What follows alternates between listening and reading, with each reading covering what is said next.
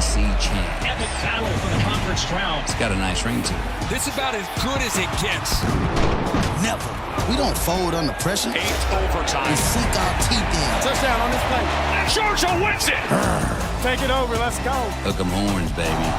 Tonight is our night. You dreaming, bro.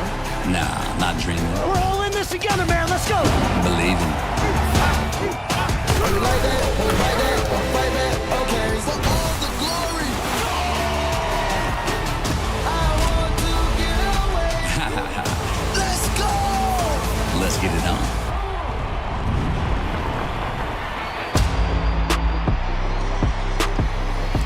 Well-worn path for the Georgia Bulldogs. 4th consecutive year in the SEC championship game. They began this season by clobbering Clemson on this field.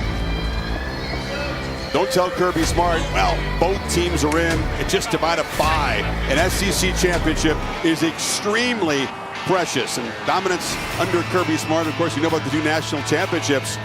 But Alabama's been an obstacle a couple times in this game. And he has got a team that wants to hunt and is hungry tonight. Remember when they walked off that field in Austin, he said, we weren't here for photos, we were here to hunt. There were skeptics when Texas said in 21 they were headed to the SEC. At that point, the program was down. Steve Sarkisian has built it back, and they look ready in year 1. Yeah, I think Sark's time in Tuscaloosa gave him the blueprint of what it took to compete in the SEC. And like you said, here come the Dogs right now.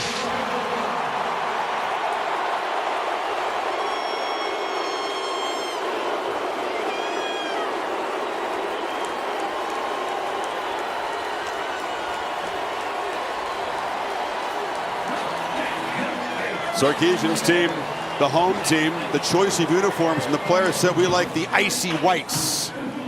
Traditional road uniform. I agree.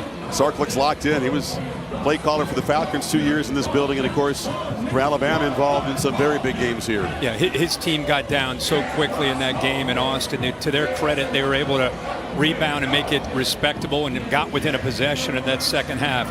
But I think he wanted another shot at this Georgia team, and especially the defense, to see if his offense can match up more favorably.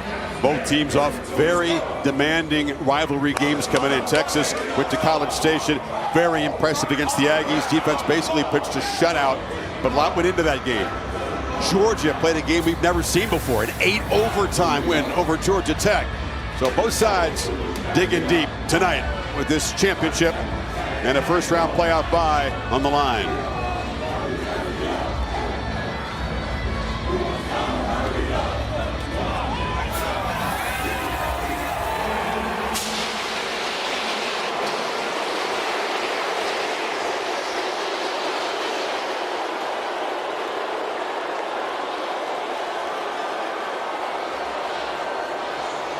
Texas fans thrilled to be here on an historic occasion.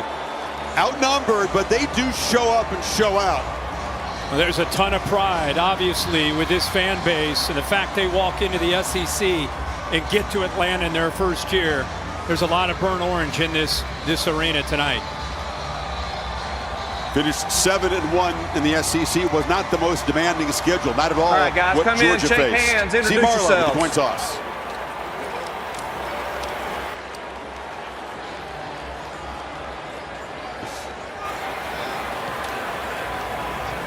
All right, congratulations for making the championship game. Georgia, you're the visitor today. This is your coin. The logo is heads. The pennants are tails. The pennants are tails. The logo is heads. Make your call. Tails. What did he call? Close. Tails. If I drop it, we do it again. It is tails. So you've won the toss. You want to defer or receive? Defer. Okay. You want to receive. Which way you want to go? Put your back there. Great to have both Holly Rowe and Laura Rutledge reporting from the field. Kirby Smart's defense will be on the field first. Holly, to you. Well, Coach, this is your 4th straight SEC championship game. What do you and your players know about what it takes to win in this moment? Well, it takes playing really well because you're always playing a really good team when you play in this event, but the venue's awesome. our kids are ready to play. We're excited. Thank you, Coach. Thank you. And there's big news, guys. Trevor Etienne is going to try to play. He has been out for 3 straight games. He was the most explosive weapon in the last meeting against Texas. He has a rib injury, but is wearing a Kevlar jacket and is going to give it a go. Now let's check in with Laura, who is standing by with Steve Sarkisian. All right, Sark, you have a chance today to make history in Texas football. Why is your team ready to win this SEC championship? You know, we're just focused on today, and literally it's been that way all week. It's been that way all season. It's been one day at a time, one game at a time. We're going to have to play good football today. It's a really good team. All right, thanks so much, Coach. Thanks a lot. And news here for Texas. They are without left tackle Kelvin Banks Jr. He tried to give it a go in warm-ups, couldn't make it happen, so that means the redshirt freshman Trevor Gooseby gets the start at left tackle. Chris. Laura, thank you. Gooseby did pretty well against the Aggies. That offensive line has been dominant down the stretch. But they face a serious challenge tonight. Man, this is fun. This place is revved up. Don't tell anybody in here there's diminished importance in the 12-team playoff era.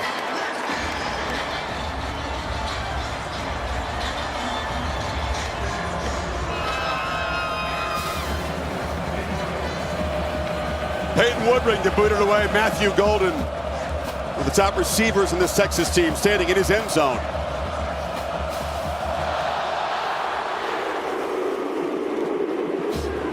And he's going to bring it out. And looked like he tried to fake the ball across there. No one on the Georgia coverage team fooled.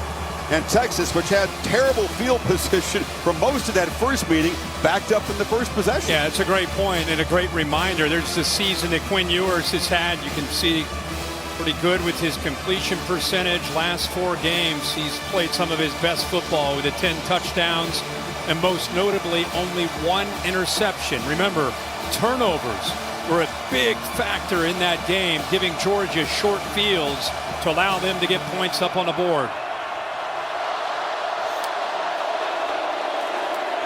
Long throw and a catch on the side by Matthew Golden. They'll take easy access if they can.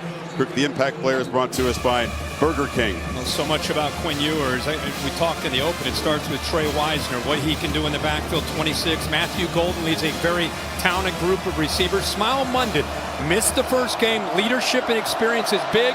And, of course, Jalen Walker, number 11. And ball bent into the air. Golden goes up, makes the catch on the carom. And he's going to be dropped down. Getting a hand on it was that man, Michael Williams. It was a nightmare for the Longhorns in the first meeting. Great job by Michael Williams. And this ball came out, you know, after he started to take off. Watch him run with it. And then it comes out. And Quinn Ewers jumps on top of that football. Heck of a job by 13 once again, being a factor early in this game. Make a case Golden never had possession of that football. Yep. That would be incomplete in that case. That's right. And they'll stop and take a look at that. John Almond is the replay official. There is a difference where the ball be spotted for this third down play. I can't see him having control at all. No, he was running with it, but it was like he was trying to get control of it. He was in a lot of traffic. The ruling on the field is a catch, a fumble, and a recovery by the offense. The previous play is under further review.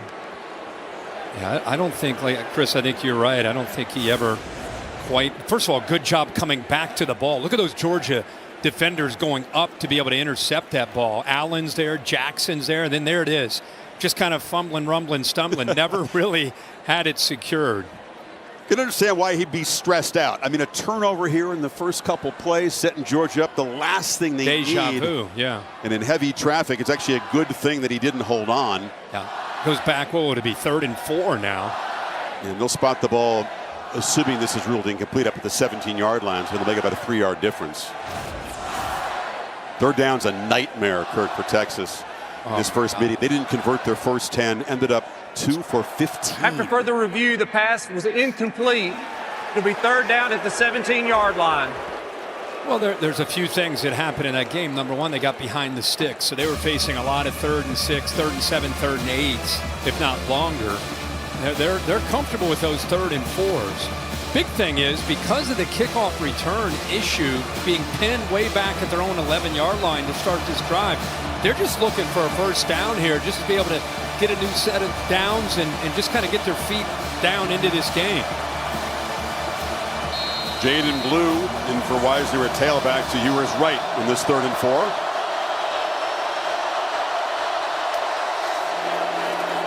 Ewers has protection, short throw, completion. Off and running is DeAndre Moore. Blazing speed. They don't just convert. They get out across or near the 40 before Daniel Harris made the stop. Well, great patience here by Moore and also Quinn Ewers off to the right. Little whip route back inside. Look at everybody playing man coverage. So you got a lot of room to be able to pick big yards after the catch. Heck of a job by Moore, who's kind of the glue of that wide receiver room. 22-yard pickup on the 3rd down play. 1st down throw. Texas comes out pitching it, and that's Matthew Golden breaking free. And from backed up on 3rd down, they're now threatening at the 41. Who says that this offensive line without Banks can't protect? You know, here they are. It's a team that had 7 sacks in that first matchup. And Sark, instead of waiting to 3rd down, being aggressive on this opening drive and giving the ball to Ewers and trusting him. Here's the look at that veteran offensive line. Of course, 74, the redshirt freshman in for Banks. Off the play fake on 1st down, Ewers is being harassed, escapes, bites back to the line of scrimmage where Jalen Walker got him down. With Kelvin Banks not being in there, it's the first time one of the original starting 5 all season long has missed a game. They've been healthy and they've been dominant. Yeah, that's very rare. Stackhouse, 78, able to get through the back. That was a big problem in that first game. The backs did not do a very good job of protecting. A lot of movement there up front with that Texas offensive line, and nobody got their hands on Nazir Stackhouse. It'll go as a 1-yard sack, so 2nd and 11. And the handoff left side. It's the kind of play they run a lot. And Travian Wisner has been so busy. Kirk, 59 carries combined the last 2 games. What a matchup here. Not just with Wisner, but that offensive line that you referred to, the experience that they bring to the table. I think they were embarrassed, to be candid, with the way that matchup went against the Dogs. I think they were anxious for their chance to come back. But I'll tell you, these first few plays, Nazir Stackhouse in the middle, a guy to keep an eye on, 78, the veteran. 3rd and 9 this time. Ewers, well protected, a long throw off the tip. It's intercepted. There's a flag down, but Dalen Everett, who had a couple of takeaways in the game in Austin, caught it off the carom there. We'll check the flag out. Isaiah Bond was the man who had a hand on it for Texas. Yeah, they're going to get a hold, I believe, on the right tackle. So this will hold up. Cameron Williams, the right tackle, 56. Illegal motion. Oh. Offense number 7. Penalties decline. 1st down. So Georgia, shades of the first beating, a quick takeaway to snuff out the Longhorns' threat. Yeah, that's a great job. They get away with a hold because right tackle put his arm around the neck of a defender from Georgia. But you can see he's leaning towards the line CFL style there in motion. You can't do that. Then he doesn't secure the ball, gives up on the ball. And the guy who didn't is Dalen Everett. He does a good job. Look at his eyes, trying to find the football, never gives up on it. Fingertips bring it back into him, and a huge turn of events here for the Georgia defense. Much like the first matchup, the Dogs defense again getting the turnovers. And Carson Beck set up at the 33 with Trevor Etienne, who's really hasn't been himself for about the last 5 games. The first play is a pitch to the tight end Ben Yurosek, and having Etienne back, that rib injury, it's protected, as was mentioned, but can it withstand a hard-hitting game tonight? We hope so. Yeah, absolutely. Tough guy, been through a lot. We talked about how he got through some adversity. I think he comes in a very good mindset coming into this game. Going to have to lead this team and make great decisions, taking care of that football. Throwing the perimeter, and middle screen cutting back is Arian Smith, who's right near the marker. It'll be 3rd down at about a ½ yard. Here's the Burger King impact players when the Dogs have the football. I put Nate Frazier in there. Etienne at the time wasn't a little relevant. Well, let's see. Hold on. Let's see what's going to happen here. They're going to go for it with up tempo. Back under center and trying to meet him right at the moment was Vernon Broughton. And the Longhorns say it's a stop. Number 45, who basically wrecked the Aggies offense last time out. Yeah, and Broughton, usually these interior defensive linemen, they try to submarine. Lowest man wins. Broughton, instead, watch him go airborne. He goes up and over. Look at 45. That's 300 pounds going up and over. And he was right. They did keep him short. Watch him at the top. Up and over the guard, and he's the one that ends up making the tackle. Is Kirby Smart, who's got the offense out there, really going to roll the dice in his first offensive series at their own 43? In a shotgun. Well, you see, they'll try to draw Texas off, and the play clock down at 0, so there wasn't an intention to actually gamble. And what a stop by Broughton as the Texas defense gets off the field, apparently.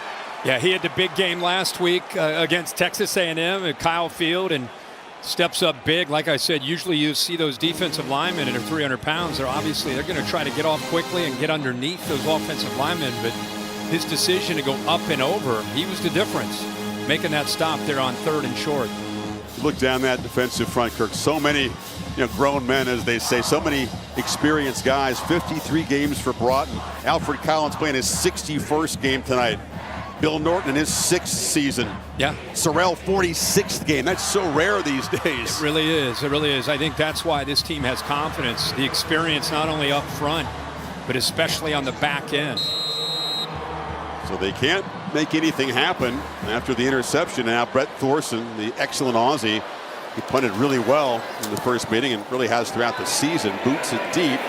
And Silas Bolden waves for a fair catch. And the second possession, just like the first one, Texas backed up. Scoreless in Atlanta.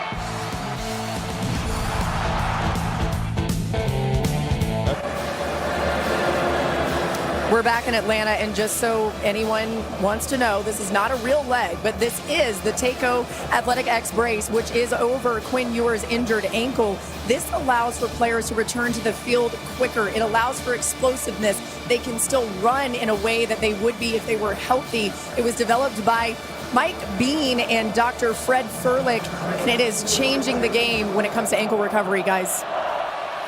And so far, Ewers came out throwing in that opening sequence, got up to a fast start before the interception. Now they hand it off inside. The Dogs are all over it. And Weiser's going to be dropped for a loss. Raylan Wilson made the play. The linebackers are clean because of the defensive line doing their job, and it allows them to get downhill. Raylan Wilson, this group of linebackers, they rotate because they have Smile Munden. They're able to stay fresh, do such a good job, and it frees up Jalen Walker to be able to move around a lot more with Munden back. Two-back look, and they hand it off inside to Jaden Blue. Sarkisian says he's got to be patient with the running game. They were too one-dimensional the first meeting, but the Dogs are stuffing it. They really are, and this is McLeod. I mean, this Georgia defensive front, watch the effort and the strength right here. This is what you're facing. I mean, look at that. That's tough on Wisner, but really didn't have much of a chase. Hayden Connor that time, who I bragged on quite a bit last week at Kyle Field, that time got handled by McLeod up front. The big story of the game again last time was the battle at the line of scrimmage favoring Georgia. See if they come after Ewers on 3rd and 13. He launches from the goal line, thrown downfield to Golden. Golden snuck behind Malachi Starks. It's a huge play in the Dogs' territory. Malachi Starks with the motion. You'll see after they motion out, he gets a little bit caught. See 24, he needs to be able to help out on that play much sooner, and he was unable to. The run goes nowhere, so Sarkisian will use tempo, of course, after the explosive play.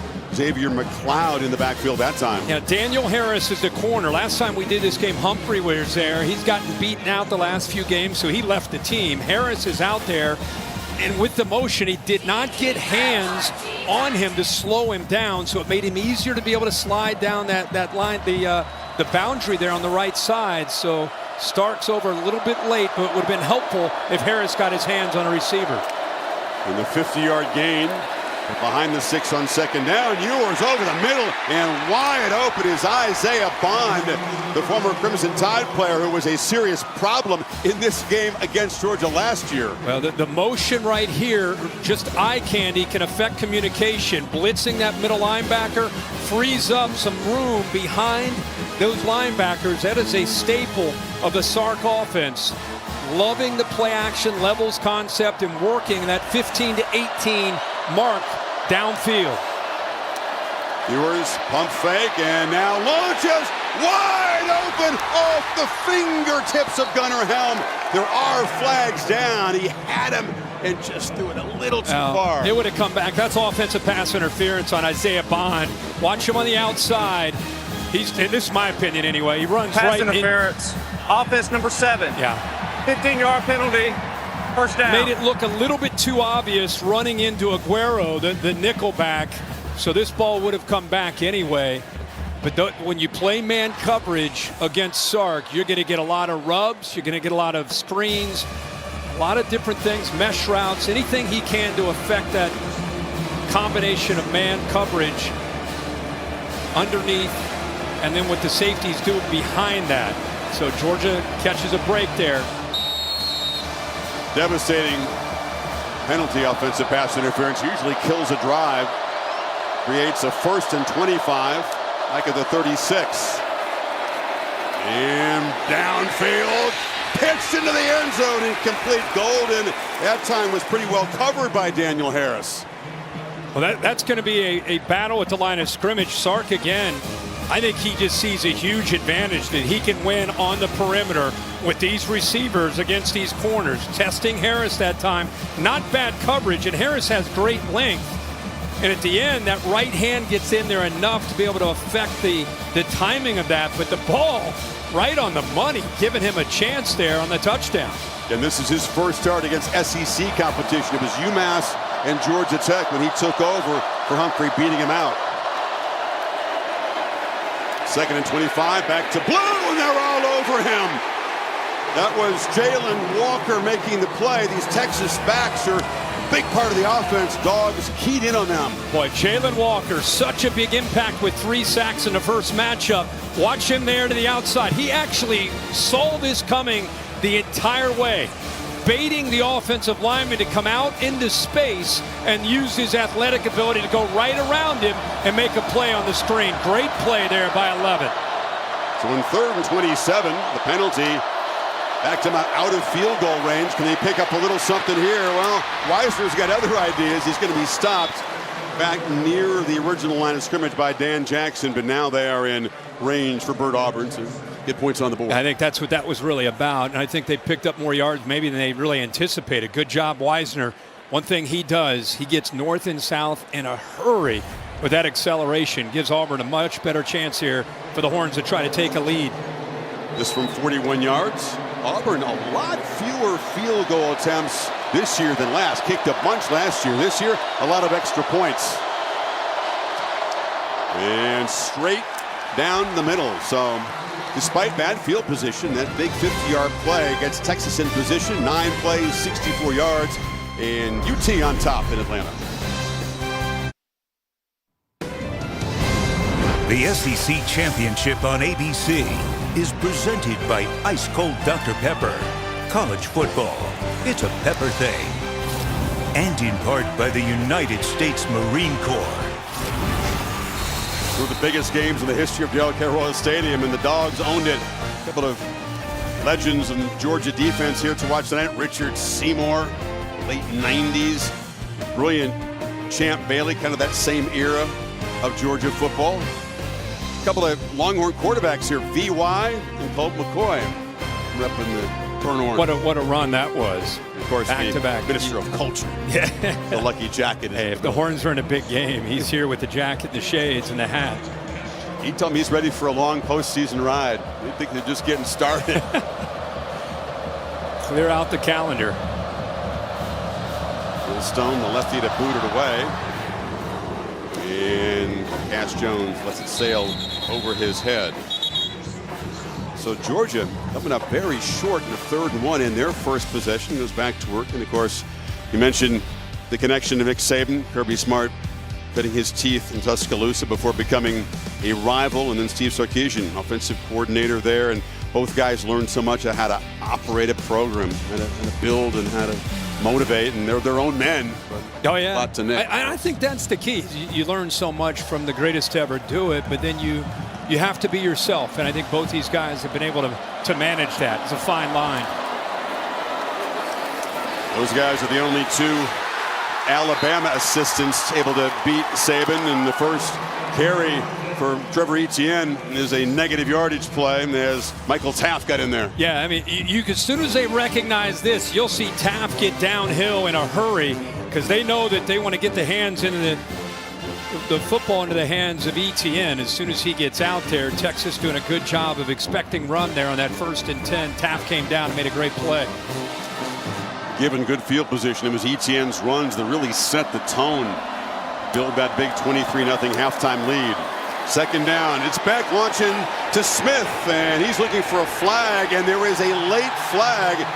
He was lobbying Malik Muhammad in coverage, and it will be pass interference. Yeah, that right hand, once Smith went by him, he had a nice move, a little stutter and go, and with his speed, he's going to go right by Muhammad. Defense number 5, 15-yard right there, penalty, he grabs him. automatic 1st down. Anytime you see a corner grab and then put his hands up, wasn't me, usually guilty of something, and boy, that's Smith. That's why I made him one of the impact players. Has had some drop issues throughout his career, but has the potential of such a big play threat. That time, great job off the ball beating Muhammad, and he'll be doing that more tonight, trying to make that big play for back in the Dogs. Penalty moves the football to the 39. Etienne in the pistol. He's got it again, and they swarm him. He bounces off contact, but will lose more yardage. Ran right into Baron Sorrell, who didn't get him down, and Trey Moore was there along with Hill. Boy, this is a really good job off the edge. You know, you've got to be able to anticipate this kind of potential of what Etienne can do. But right now, Texas, they're saying, hey, it's not just Georgia that's got a great defensive front. Look at Texas. Texas feels that they are as physical and as athletic and experienced as any defense in the country, and Sorrell showed us there. Monroe Freeling forgot to block him, huh? He came clean right off the edge. Ended up losing 5. Nate Frazier spells Etienne. Texas brings some late pressure up the middle. Beck pats the ball and now pitches it as he was going down. Flags are down. Anthony Hill got him down. Grounding is the obvious suspicion on this play. There was no attempt to really complete the pass there. Did they hit him in the head, though? Was it something? There was a Hill got to him after he released the football. There are 2 fouls on the play. Personal foul, roughing the passer, 0 defense. Intentional grounding, number 15 offense. Penalties offset, 2nd down. Anthony Hill's a force, man. Top tackler, top sack guy, top tackle for loss guy, top everything on this defense. No doubt. Taft took away that curl route, almost jumped it. Beck thought better. You can see the roughing there, and then the grounding as well. What about the roughing? Yeah. Bill, what do you think of that on the roughing call? I'm not a fan of that call. I think he's just in there, and he's falling down. Yeah. So him getting hit in the head, that was incidental. The offset, so 2nd and 15 again. That's Etienne in motion. They get the football to him in the flat. He's got a couple of blocks, picks his way to the outside, and is forced out at the 40. Delp and Lucky, 2 tight ends, created a 6-yard gain. Holly?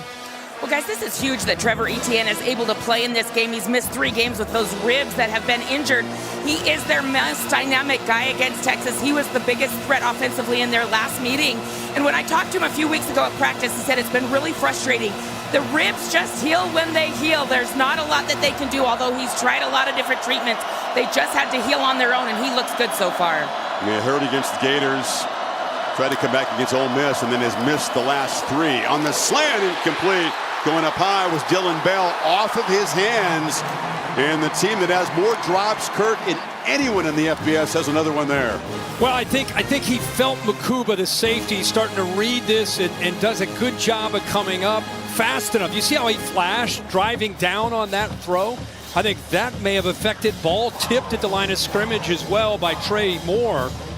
And I think Four coming up does a really good job because of how quickly he reacted to that throw. So Thorson on again. Golden standing at his 12. High, deep boot. And Bolden is going to let it bounce into the end zone. And Texas will have their best field position of this game so far. A lot of defense so far in Atlanta on the Horn side. Let's take a look at how Dan and Shay got the crowd going at the T-Mobile Championship concert earlier today. The same morning when we were sky high in Colorado. You lift pressed against the bottle, swearing on a Bible, baby, I never leave it. I remember how bad I needed when I taste tequila. When I taste tequila. When I taste tequila.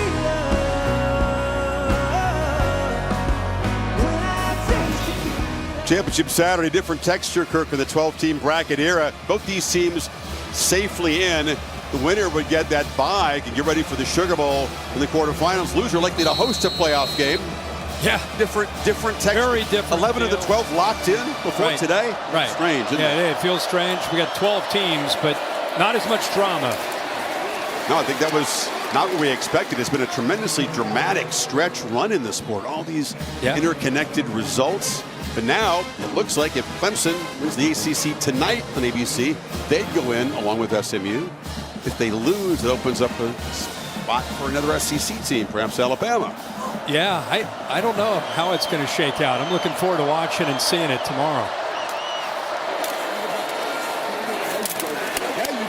Handoff. Wisner running hard, running aggressively. That's what he's done down the stretch.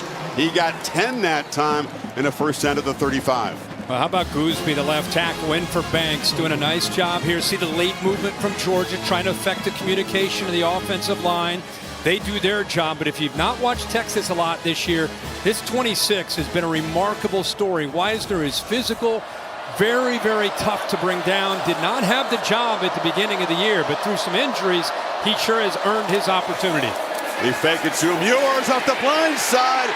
That was the problem before in this first meeting, and Chaz Chambliss got him on the blitz. Yeah, you would think coming on the blind side it would be Gooseby, but instead they moved the tight end. That's Gunnar Helm trying to pass pro.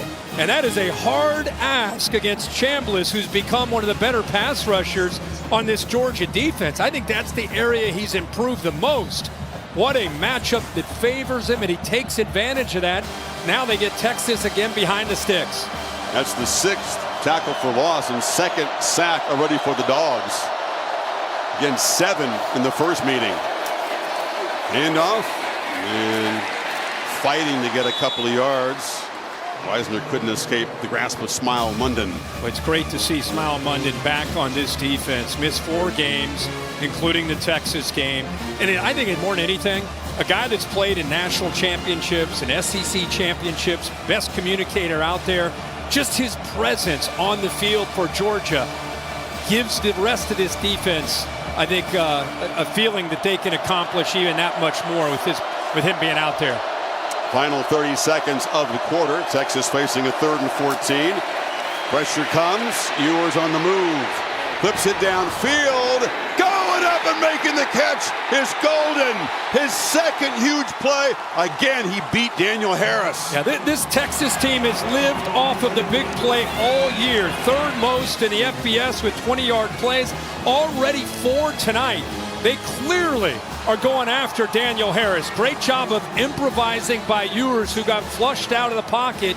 We saw him move around against A&M, even with the gimpy ankle. Does it again tonight. How about the location of that football there on that big play for the Horns? Golden at a 50-yarder and a 32-yarder. Texas on the move here. Georgia with 9 yards of offense in the first quarter. back after this message and a word from your local ABC station. You're watching the SEC Championship on ABC.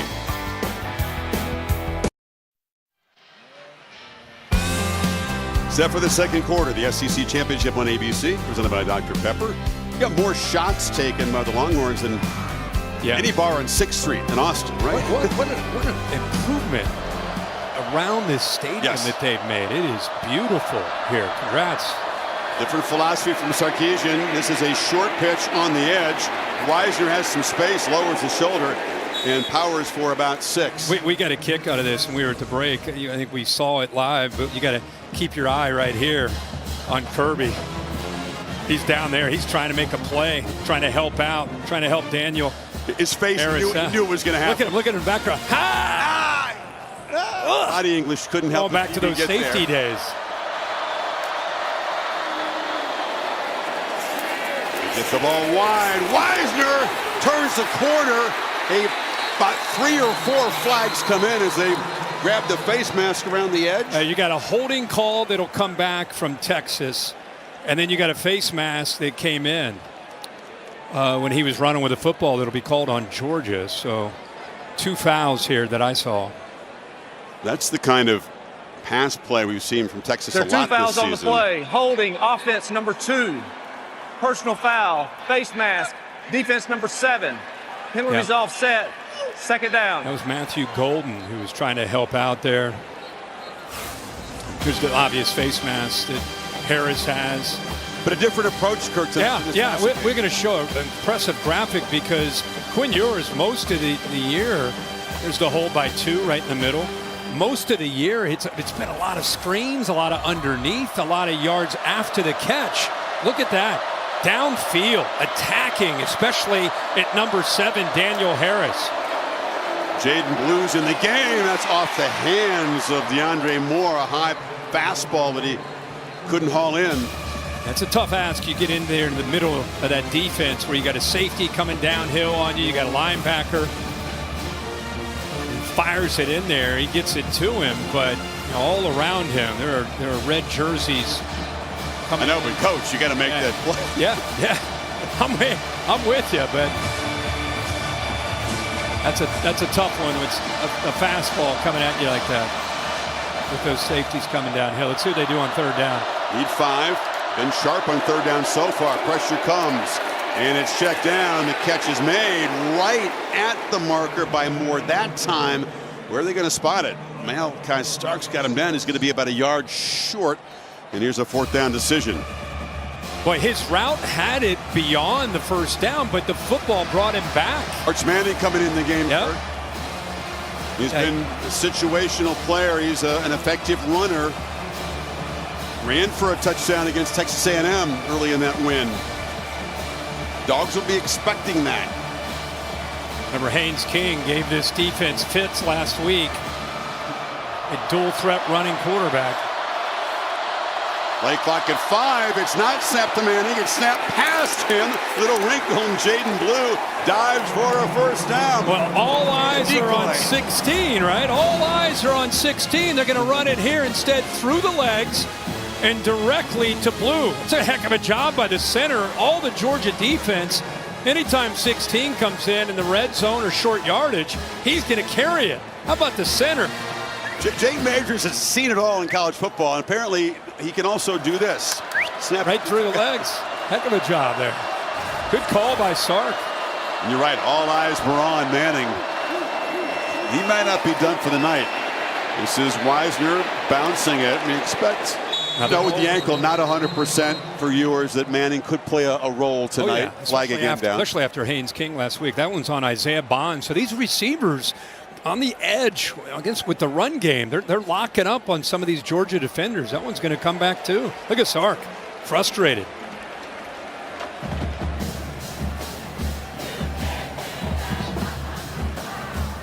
Holding, offense number 7. 10-yard penalty from the spot of the foul. 1st down. Sark's a masterful play caller, one of the more innovative minds in the game. But there's 7. Starks goes in. He's just reacting to the ball carrier who's working outside. We've seen that 2 or 3 times now.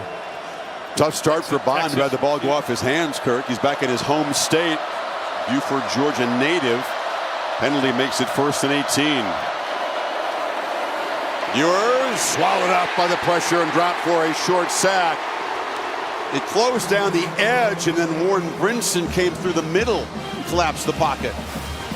They have so many guys that can affect a quarterback. Here he is. They've moved him around because of some of the depth, depending on the down and the distance. And here, that's just good coverage downfield that allows that defensive front, Brinson, who's known more as a run defender, but has great quicks. Over the years, think about some of the pass rushers. They've had Jalen Carter, Jordan Davis, Jontavian Wyatt, Devontae Wyatt, another one.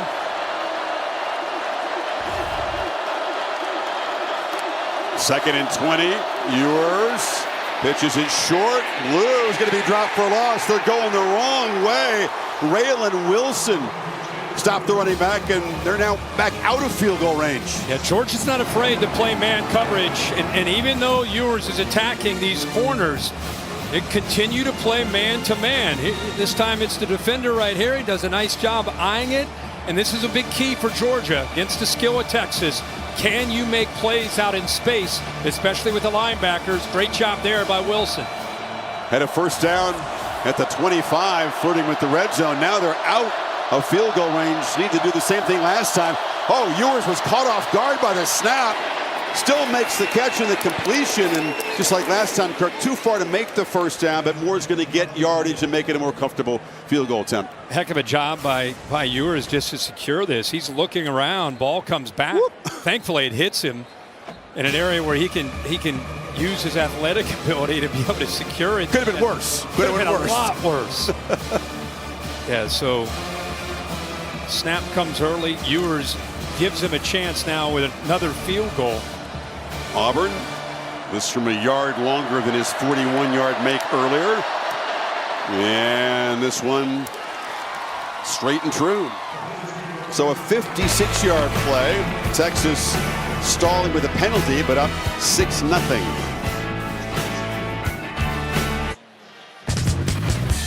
Sarkisian frustrated Kirk. Penalties stalling that drive. Yeah, that's what he said. Something, then penalties. He's frustrated.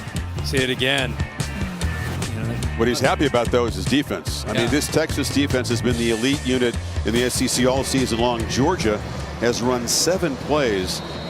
9 yards is their worst offensive output in a quarter since they played in the Sugar Bowl, these two teams, in 2019 season. Look at Texas, almost 200 yards. And think about this. You're only down 6-0. I mean, how fired up Georgia's got to think, hey, guys, that game hasn't gone our way, but we're down 6. Let's go. Definitely true, but they got to find a way to move the ball against this defense, which is salty again. Holly? Well, this Georgia offense has been sitting on the sideline for so long. Just now, they're trying to really start moving around. The offensive line yelling at each other, let's go, let's go. You saw that time of possession. They've been sitting more than playing, and they know this is the time they've got to pick it up and go on a drive. They're trying to do that by giving each other energy over here, guys. Well, remember, the first time these guys matched up, it was all about the turnovers in a short field. It wasn't as if Georgia went up and down the field. I mean, they had a short field, and especially in that first half, that's where they got most of their points. They held under 300 yards offense for the game.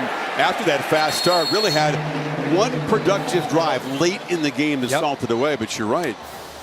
Well, Texas's mantra up front is being able to use these defensive linemen who are very athletic.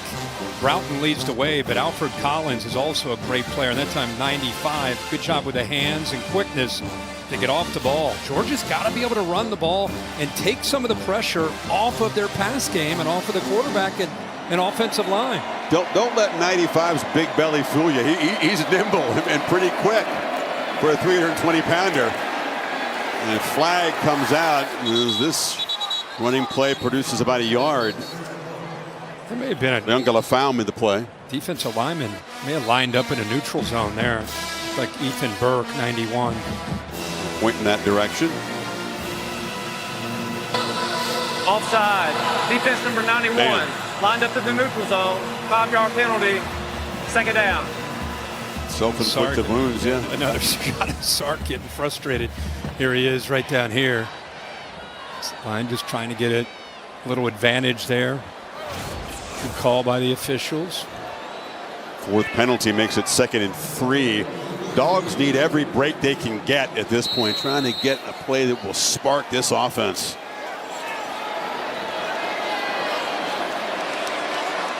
Texas playing up close to the line. They're not fearing downfield shots, but over the middle, harassing the tight end. Find a little spot in the zone there. Catch moves it into Texas territory. Got 19. Lovett goes in motion, and when you see this, I want you to watch to the reaction of the linebackers and what they do and how they get downhill thinking about the run game. Once they get downhill, now they're lost. They're in no man's land. Anthony Hill realized it was play action. By the time he looks around where the ball's going, goes right past his ear hole for a first down. He's been the big weapon so far, if you can call it that. 2 catches. They are finally in Texas territory for the first time. Etienne picks his way. Trevor Etienne makes a cut and bursts forward for a solid 7 yards on first down. Really, really good job there with that jump cut, the vision to wait on the block against Bill Norton. That had a chance to be stopped at the line of scrimmage. He does a good job of waiting, and then works around that block by Dylan Fairchild, who was locked up on Bill Norton 15. Those are the little things that go a long way with a talented back like Etienne. Instead of it's 2nd and 10, you're looking at 2nd and 2. Frazier, they fake it to him. Back, sprints out, flips it short. Catch made by Oscar Delp. The tight ends heavily involved. Another first down gain down to the 31. Yeah, I just talked about the importance of this run game because it, like any offense, it opens up other aspects and it gets that defense being concerned about the run, and then you can get the play action game going. And we've seen the athletic ability of Carson Beck. He has no problem at all getting out on the edge and challenging this defense, especially when they're out of position. An easy throw for that first down. Frazier, quick burst, falls forward for about 4 before Andrew Makuba got him down. Good blocking angles there on that counter play. Couple pullers coming around. Fairchild, Yursek. What a different feel with Nate Frazier. He's more of a hammer, more of a north and south slasher compared to Etienne, who has that ability with those jump cuts and can accelerate, but more of a patient back with the experience he has. 7 touchdowns scored in the last 5 games for Frazier, who's grown up a lot, Kirby Smart says, stepping into this role. Beck has time, delivers a thought, and it's off the hands of Arian Smith. Something that we have seen a lot of. He's not a natural ball catcher. Watch him jump. Why does he jump right there is what I want to know. There's no reason to jump. The ball is thrown right on the money, and yet he goes into the air. You know, I think that's like a crutch to try to help him use his body to secure the ball, but he's a great player, but man, that's been a big problem for him. 36 drops this season for this Georgia team, most in the country. 3rd and 5, Beck under pressure, Karam, and incomplete. Closing in was Makuba, who thought he could pick it off the bounce, and it's 4th down. Now that's good pressure from Texas. They decided to dial it up. They walk up the pressure. Anthony Hill comes a little bit late. That ball is late over the middle. This defense is too athletic to try to make that play. What a job there. The little backhand there by Barron, who's been such a valuable player for this defense, bouncing from nickel out to that outside corner spot. So Peyton Woodring on, trying to get 3 out of this best Georgia drive so far from 44 yards, and the kickers doing their job tonight, but the drop by Smith really kind of doomed the drive. Dogs cut the lead in half, 6-3, midway 2nd quarter. Well, Sark has come out with an interesting approach tonight. Now, they haven't put up a ton of points, but the offensive line's doing a good job of protecting. Remember, that was an issue the first time they met, throwing a lot of downfield shots, trying to take advantage of man-to-man opportunities. Ewers here gets flushed, eyes downfield, again going after number 7. Makes a nice play there. We've seen a couple of those made by Golden. That time, again, going after Daniel Harris, but no touchdowns at this point. You see the numbers, 11 to 15, the 1 pick. off the hands of Bond that time. Yeah. He's been sacked 3 times, but man, this is just a different Georgia pass defense. Very different from what we've seen. I mean, beaten deep frequently. Think of like Ryan Williams, the contested catch. Alabama against 2 Georgia defenders. Mississippi State had a bunch of downfield shots. It's a defense that's given up 12 touchdown passes and only has 6 picks. That's just different. Right. I don't think the corner play they've had over the years, they've been pretty spoiled here, the way Kirby has recruited and developed. Well, 12 noon Eastern time on ESPN, the extravaganza begins. The reveal of the exclusive rankings, the 12 teams. Boise State doing a good job. They have to feel they lock up them.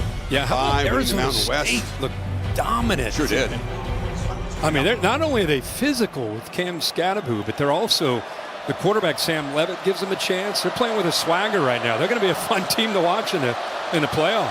Look out for ASU. Where do you seed them? It's a question. Yeah. Sort of assume they might be the 12 seed, not so fast. Ewers, long throw, incomplete. It was too low for Wingo. Guinea comes out throwing. Ball downfield, soft coverage. Remember, we thought, boy, they're going to really establish the running game. Wisner, take some of the pressure off of this offensive line where they struggled in pass pro, but Sark, at least in his first half, is taking his chances, throwing the football. On the slant, catch made. Silas Bolden running free. The former Oregon State Beaver shoved out of bounds, and a flag comes in, so the gain to the 45. 15 more moving into Georgia territory. What a job of just keeping this play alive by Bolden on that quick slant. Definitely a mistake, a mental error by Munden on the sideline. That's what Kirby's talking to. Remember, I talked about how tough this is a tough catch when you get in here because of what's coming after you catch it. Look who he bounces Personal off foul, of. unnecessary roughness. Number 2, defense. 15-yard penalty, automatic first down. I mean, he's well out of bounds, and that's your veteran. We keep bragging about the fact he's back in the game, Smile Munden. I mean, look at this. Plays over and just throws him. How about Bolden? We saw him make plays for Oregon State a year ago. Talk about a guy who's 5'8", 160 in the middle of all those big bodies. Bouncing off of Dan Jackson, who's as ferocious a hitter as there is at the safety position in the SEC. Just bounced off of him. Play fake on first down. Ewers, long throw, sideline. It's knocked away. Wingo got his hands on it, and Dalen Everett delivered the blow to knock it loose. So they use max protection with a couple tight ends, Davis and Gunnar Helm. Gives him enough time on 1st and 10 with that play action look, but unable to hold on to the football. Both sides having trouble holding onto the ball. Receiving course. Yeah. And that ball's easily caught out of bounds for a first down, but through his hands. 2-back look, Blue motioning out, and Ewers down the middle and catching it and taking a huge shot. Jackson delivered the blow, but Silas Bolden, another big play. We just said that Dan Jackson's one of the more ferocious hitters in the SEC, and this is what we're talking about. And Chris talked about the size. He's 160 pounds taking that hit. He knows it's coming, too. Brace yourself, and then to hold on to the football. Well done by Silas Bolden. That's guts right there. They went to the portal and got 3 players. I wondered why Bolden hasn't made a bigger impact. Very talented player. They got a lot of guys who can hurt you. And after a quiet season, 2 big plays here. Wisner off the right side. And thanks to the officials for just letting us have the SEC championship. Safety blowing him up. No flags. Clean play. Took the hit like a man. First down, on to the next play. Thought we might get defenseless player or something's coming, but instead, game on. Football. Yeah. That's what we do. Texas, incredibly dominant first half, trying to add to this lead before halftime. On the move, Ewers backpedals and has to just throw it away. Looked like he wanted to go back in the wheel route, but Wisner was well covered that time. Boy, Sark is pulling a lot of these linemen on these. He's giving these false reads to affect the linebackers, and it's working. He's getting these guys to fly up to try to be concerned more about the run game, but that time no one open downfield. There's a third down play. They're in field goal range. And also in the red zone, trying to finally get to Pater this afternoon.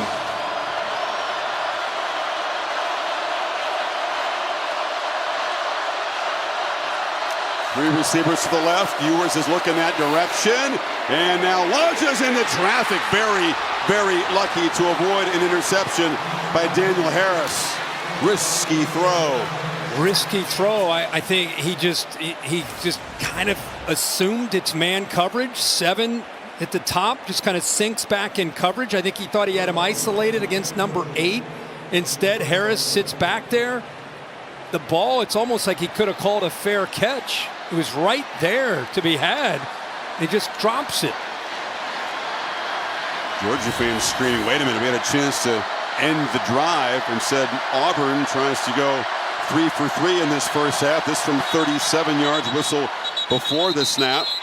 And it's a false start, so he'll get backed up 5 more. It'll be another 42-yard attempt. False start, 80, offense. You know, 5-yard penalty. Quinn Ewers, as down. good as he is, 33rd career start tonight, he does get fooled from pre-snap to post-snap. They got him a few times. He threw a couple picks in the game against Georgia where they showed man and then dropped to zone. They motioned to like a trips receiver look. He thought it was man. That's why he took the shot, and he threw it right into the hands of a safety. Lucky, very lucky it wasn't picked. So now from 42. Auburn hooked it and missed it, and Texas comes up empty. So the 5-yard penalty was important. That would have been good from 37. That had been kicked the same way. And the Dogs still hanging around, completely dominated, but down only 3, 4:36 left before halftime.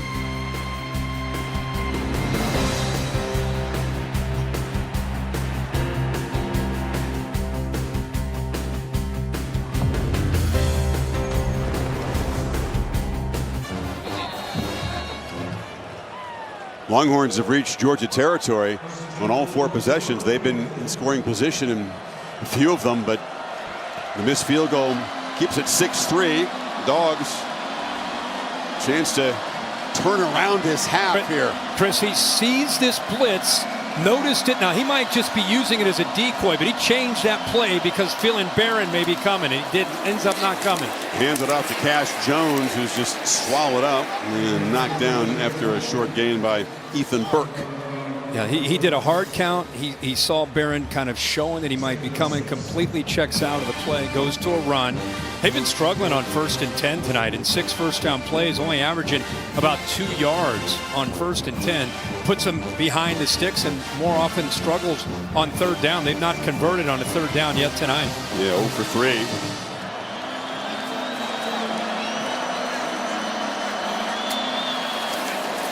Off the fake, Beck drops back and fires down the middle, incomplete. Michael Taft was in good coverage against Lawson Lucky, broke it up. Laura? Well, Chris, we just saw Zadeh Barron with another opportunity, and he's been on this sideline saying, look, he is going to throw us interceptions. We have to capitalize. He was frustrated with himself because he thought he's missed a couple opportunities in this game. And remember, guys, he told us when we talked to him about the chess match with him and Carson Beck. A lot of respect for this Georgia quarterback and the way he sees the game. Beck started out 5 for 5, Laura, 4 incompletions since then. ETN in the game on 3rd and 6. And Beck will launch downfield on the edge. 50-50 ball. It's broken up. Bell well covered again. It's Gavin Holmes down there, and it's 4th down. Punt team. Good coverage by the Texas defense. There's a one-on-one matchup, but good tight coverage there by Holmes, the backup corner. Watch the young freshman 11. Little move, little hesitation move, works around Freeling, and enough, I think, for Beck. That receiver is not open, but he had to get rid of the football. Good job of pressuring that time on 3rd down at his blind side by the freshman Simmons. The pass game continues to be dysfunctional for the Dogs. Another punt.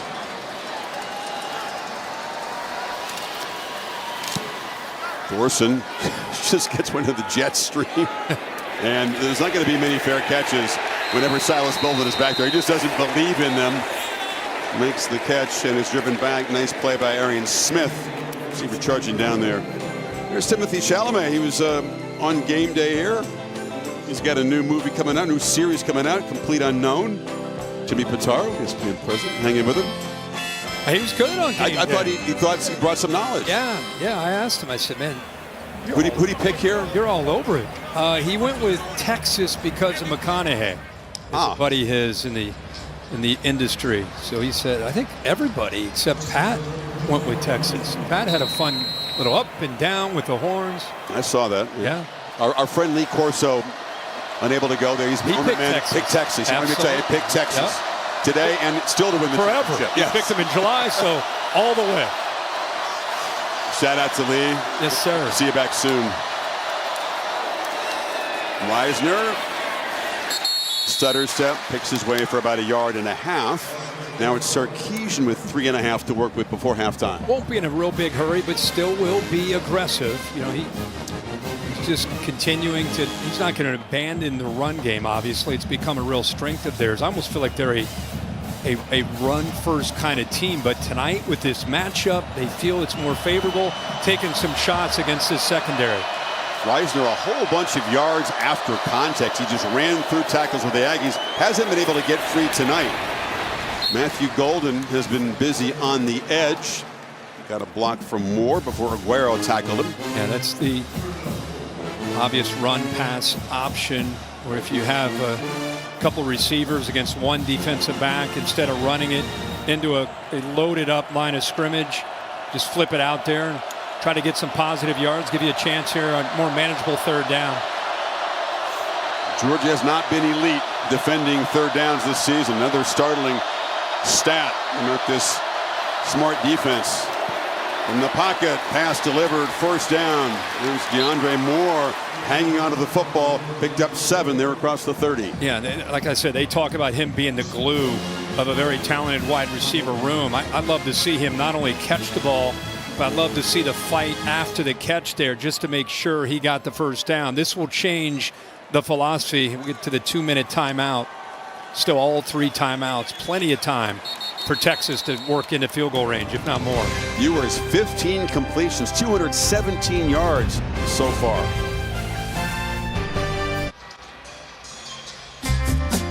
The always popular Dr. Pepper tuition giveaway is coming up. 2 students will battle for a life-changing $100,000 prize. Tuition from Dr. Pepper. 2 contestants. You say chest pass. I think that, yeah, it's like a poppy shot. Just getting out. You can get more passes off that way, right? Yeah. Yep. You with that long, slow wind-up delivery, that would be a problem. That would be a problem. Rapid fire. 2 minutes to go here. Moore comes in motion. And Ewers backpedals, checks it down. There's the first target and catch for Gunnar Helm. Top receiver on this team in catches and in yards. Hadn't done a thing tonight until that 11-yard gain. Yeah, Sark is known for his screen game, and here's the look right here. Just kind of watch him block. He'll hesitate. Line gets downfield. Good job by Ewers waiting. Drops that over top of the defense in a pass rush. Gave the defense enough time to sink in coverage, so he had a lot of room after that catch. Cam Williams, the starting right tackle, had to come out of the game. Helmet came off, so he is subbed out. Brandon Baker, the freshman, comes in. Hesitation. Weisner. That play looked messed up from the start. Then as he tried to make a cut, he slipped down for a loss of 2. Yeah, that was a slow developing play there. Watch Ewers fakes it to nobody, and I think Weisner maybe went the wrong action there. Play took way too long to develop. Clock is moving. All 3 timeouts. Sark doesn't spend one. Minute 7 as they snap it. Ewers under pressure, escapes, and a flag comes out in the offensive line area as he dives for a short gain. There's another penalty going to kill a Texas drive. Well, let's keep a camera on Sark, because I know he's pretty upset about these holds.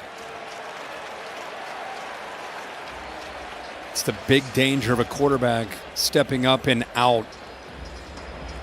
Holding Offense number 56, 10-yard penalty, second down. You know, as the quarterback steps up and out and the defense reacts, it puts those offensive linemen in a tough spot. That's a 6th flag on Texas in this first half, right? Cam Williams, one of the most penalized players in the FBS. I think it's his 13th penalty this year. He's had some holes. He's had some false starts. It's been a problem. Yeah. Moves the ball all the way back, Kirk, to the 31 now. It's 2nd and 22 inside of a minute remaining.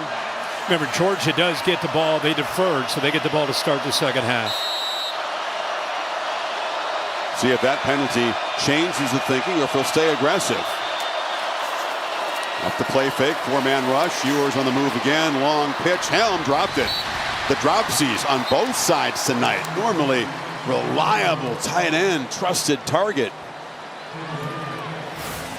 Well, this is the beauty of being able to rush 4 and drop everybody back in zone. You force the ball to go underneath. You're right. It's just not something you'd expect to see from Gunnar Helm.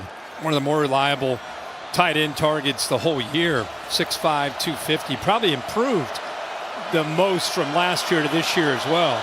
Now it's going to be Kirby Smart who's going to be interested in stopping the clock. If they can get off the field on 3rd and 22. Weisner bounces it, does stay in bounds, and that'll force Smart to take the first time out there, and Texas will punt it away with 43 seconds left.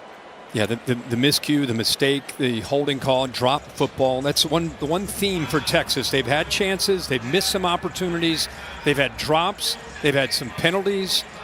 They've been in plus territory, I think, every possession with the exception of this one. And they only have 6 points. Punting for the first time will be Michael Kern. Meanwhile, we check in with McConaughey and Saban. Maybe you know, Matthew's going to join Nick and those guys for the Capital One halftime report. Look at my coach. Look at him smiling, having a time of his life. He's not down there stressing out about 3rd downs. He's hanging out with Matthew McConaughey. Well, Matthew's definitely not stressed. Oh, no. I mean, he's more stressed than he looks. But no, I'm saying Coach Saban. How many times have we seen him on these sidelines just dominating the SEC championship?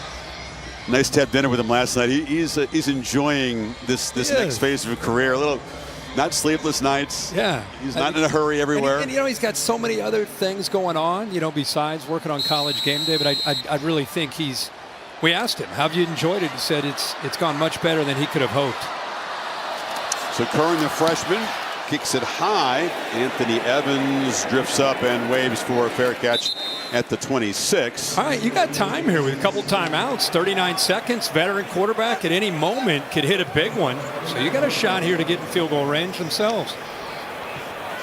If you're Georgia, you think, wow, we got a lot of things to fix, but we're only down 3, despite being outgained 260 to 57 and 2-1 edge in time of possession. If you're Texas fans, you're thinking, we'd like to be up more than 3 here.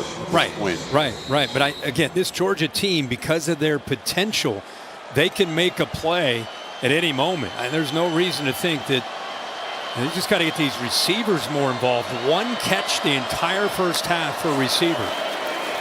Beck looking for a playmaker to step up, finds Etienne in the flat, and Trevor scoots out of bounds at the 33, stops the clock with 32 seconds left. Think about what we just said there. They haven't had the ball a lot, but their receivers in a game, you know, they'd like to try to stretch the field here.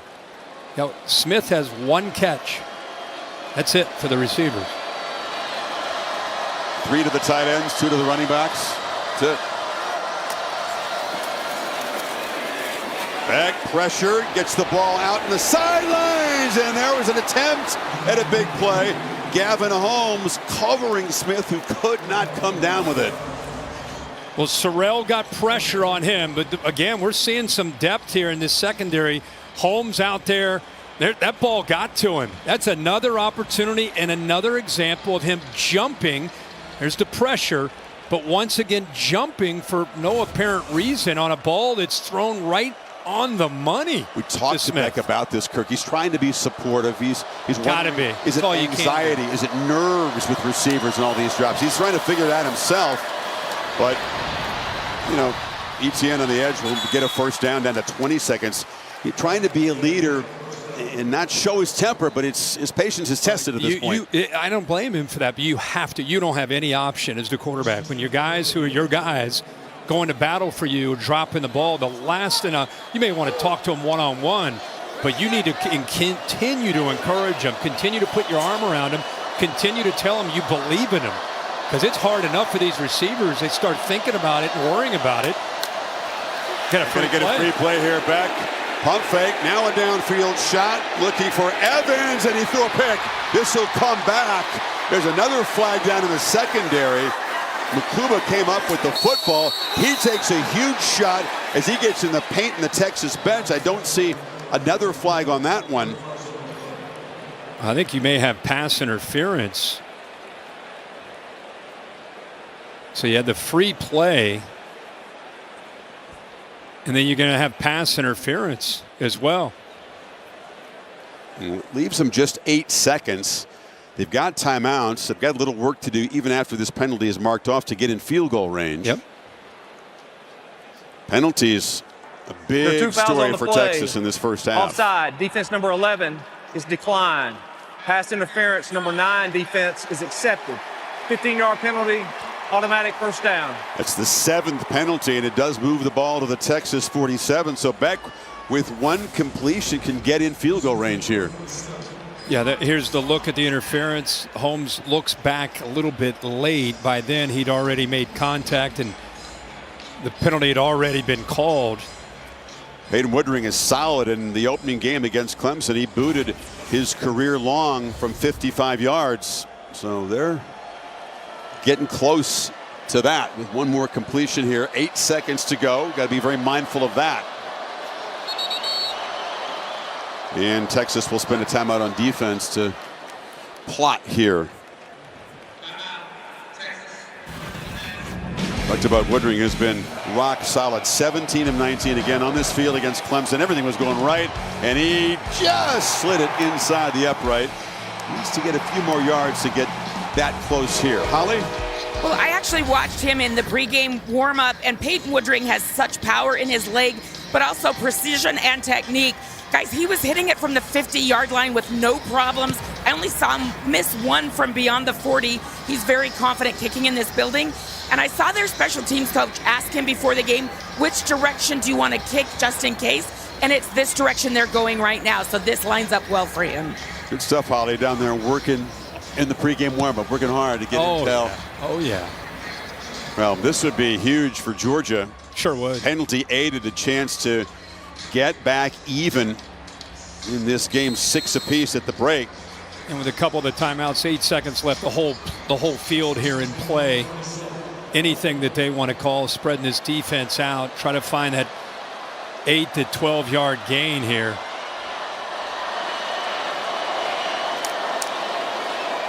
Another free play. Texas jumped offside again. Another interception's going to come back. This is Anthony Hill who made the grab, but Texas just not holding their water, as they say. Well, you know what Sark's going to be talking about with this football team. Down to a second to go, so that is a factor, but man. Offside. Defense number 11 was on the snap. It's a 5-yard penalty. We play first down. Look, by the way, you know, I don't know if he forced his throw because he had the free play. He's at the bottom right 11, so just barely a little bit of movement. I'm guessing that Beck thought that he had the free play. He puts that right into the hands of Anthony Hill. And that's very costly. Had they been able to get a short completion, you get a timeout, you have a chance at a field goal. Now nothing but a second left. That's you got to chuck it down in the end zone for a Hail Mary attempt. Well, unexpected for you, this game? I mean, nothing. Oh, yeah. Field goals on the board. Texas moving the ball all over the place. Georgia's offense, which what happened at Texas in the first meeting, completely stalled, but hanging around. Not down 23-0 like the Longhorns were. I feel like it's a combination of some really good defense, a lot of hard hitting, and then miscues. You know, I mean, Texas has had plenty of chances, missed opportunities when they've been in the positive area of this field. And one thing about Georgia, they're able to make adjustments. I know their receivers are struggling, but it's not like they're incapable of making plays. They just got to get in there at halftime after, see if they hit this. Oh, they're not even, that field goal unit's not out there, are they? No, they wouldn't. This would really be tested at 60. I mean, how they did report he was kicking it from that end with some confidence, but they're going to try to get a bunch of guys down to the end zone and heave it down there.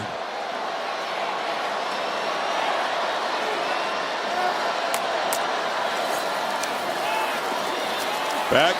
Can he step up and even launch? Chase from behind. Ball knocked free. It's bobbled around, scooped up. The horns on the final play of the half. Trying to make something happen. Anthony Hill laterals it. They're still going. And now they lateral back to a Bulldog in a wild, frantic play. Most entertaining moment of the first half, frankly. Beck got hit. And he's down. Hard, yeah. You know, there was a play last week against Georgia Tech that he got hit, and I wondered at that moment if he was going to be okay. And again, as he releases this football, as he starts to, he gets hit again. Now this one was Trey Moore that got to him. That Georgia Tech game is actually very, very similar. As he starts to go into the throwing motion, yep, is where Moore hit him. It's good to see him up and walking off. And tremendously punishing game that you're talking about. We'll get an update on that at halftime. Then we'll go up and go to Laura. Steve Sarkisian, his team's lead 6-3. All right, thanks, Chris. Coach, 8 penalties in this first half. How do you get your team to clean some of that up? Well, hopefully they call them for a holding one of these times, too. Let's go to Holly Rowe with a little bit more. Coach Smart, what just happened to Carson Beck? What did he say to you? They just said his hand got hit as he was throwing it there, and guy came all the way around the edge, which people do on that situation. He's got to be aware of. Just get rid of the ball. Will he be okay to play in the second half? He should be. I don't know. We got to go look at him. All right. Thank you, Coach. That was a wild moment. The ball knocked loose, and Anthony Hill's a tremendous athlete. Ends up with, then they lateral it around, and there was a chance after the ball's knocked loose right there by Moore that Texas could have come up with a defensive score there.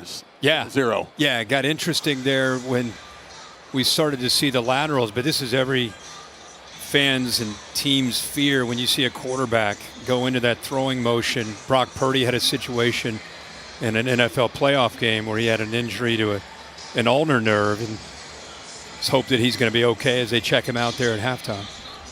If he can't go, then Gunnar Stockton, who's not played against the SEC this season, will come in there. Capital One halftime report coming up right after these messages. You're watching the SEC Championship on ABC.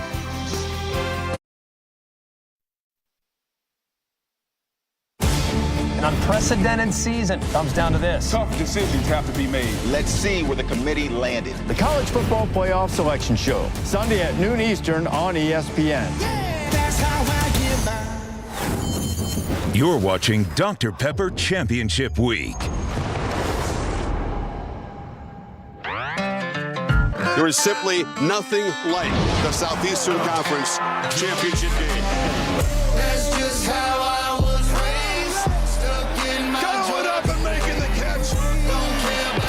A lot of defense so far in Atlanta.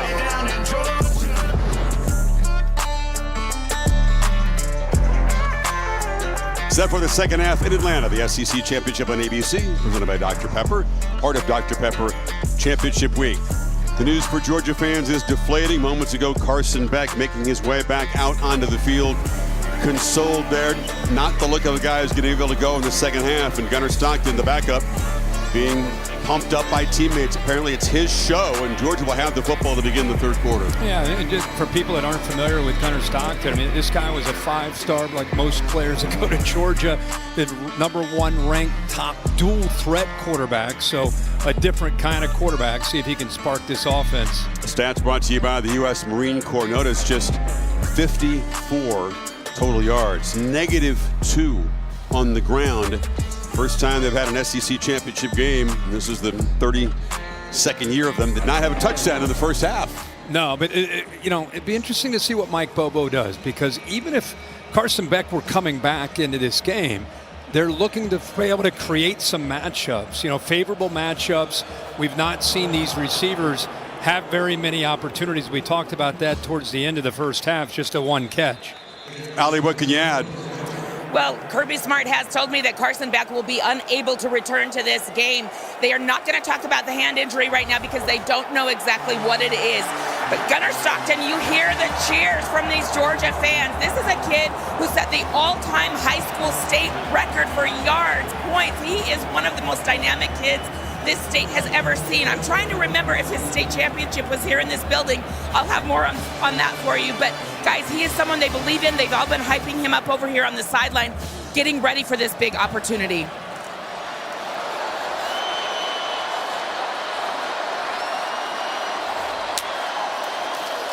The other week, this is the first snap he's taken in the game, Kirk, when the margin is less than 21. He finds Etienne for a nice first down gain. Yeah, really good block there by Oscar Delp. You know, anytime your guy goes down, there's a lot of times you could see the rest of the offense come around him. There's Carson Beck talking to him. You know, you get in that quarterback room, the main guy goes down, he's going to be there to help that backup up. But my point is, you lose your starter, your alpha, you'll see those linemen step up. You'll see the back step up. Let's try to help him out.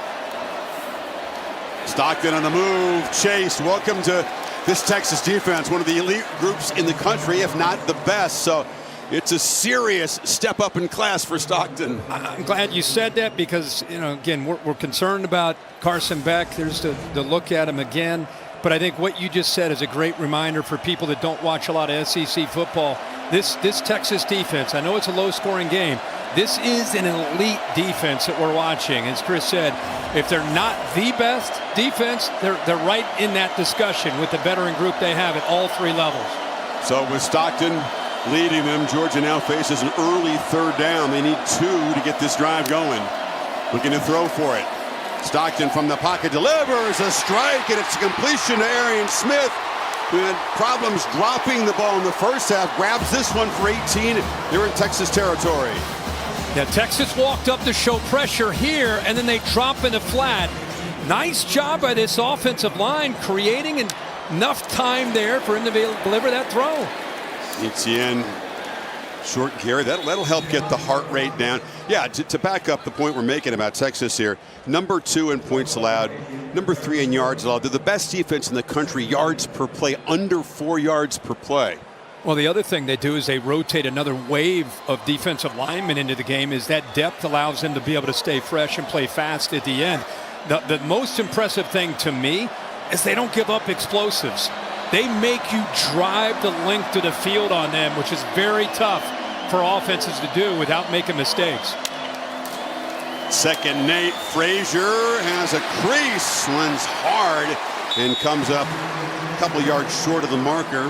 3rd and 2 again. Anthony Hill made the play. So at least they're in 3rd and very comfortable for the new quarterback. On that left side, they've been rotating Monroe Freeling, who is in for Ernest Green.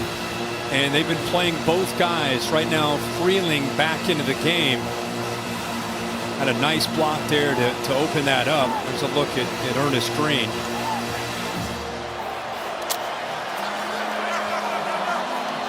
We'll need time on the play clock.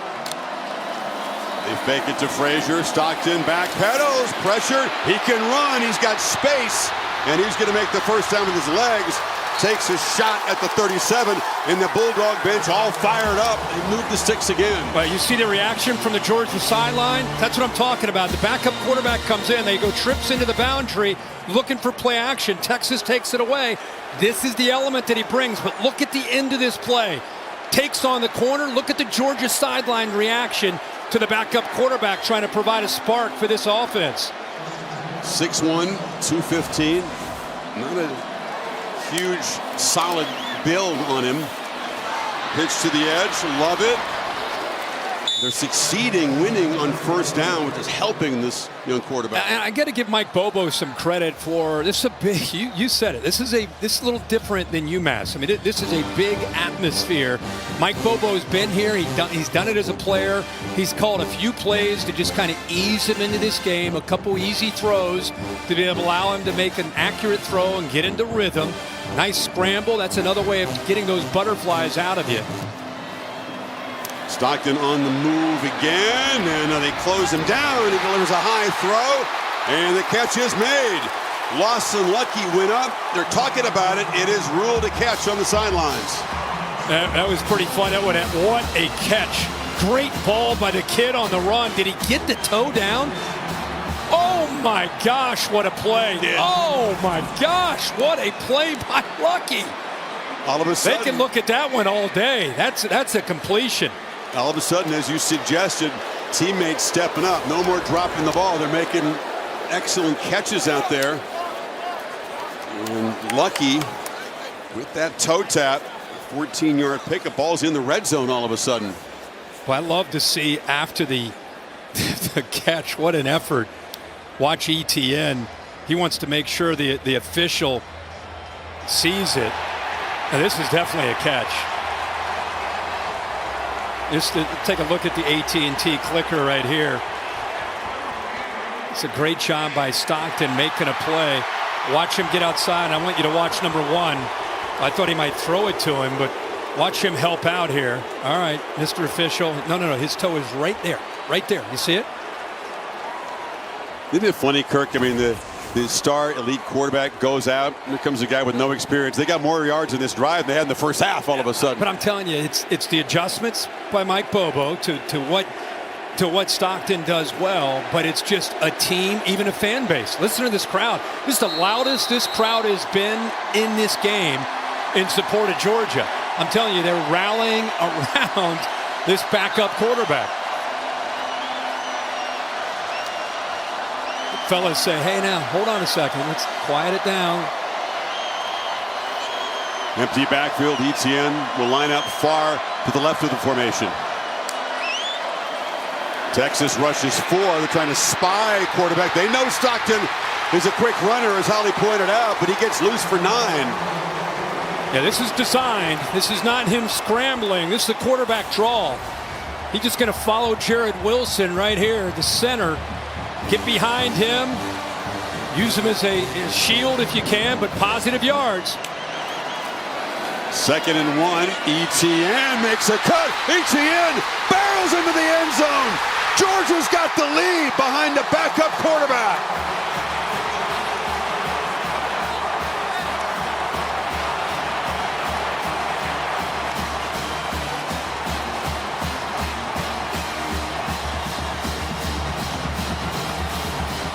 Chris, watch the block right here on the outside by Delp.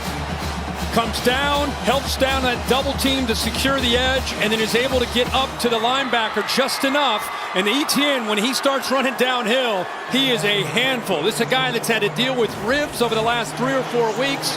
Had 3 touchdowns the first game in Texas and Austin.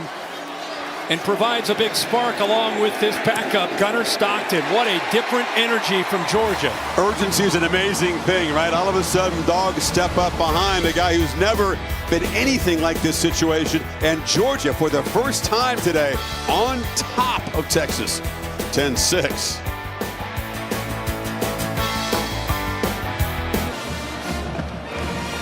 Moments ago, adding in some ice wrapped around the right elbow of Carson Beck. That is the area affected. It was that shot for Trey Moore, that wild final play of the first half, which ended up in a fumble and a potential return by the Longhorns. But in the meantime, Gunnar Stockton has come in and directed a 75-yard, 10-play drive, and Georgia's on top.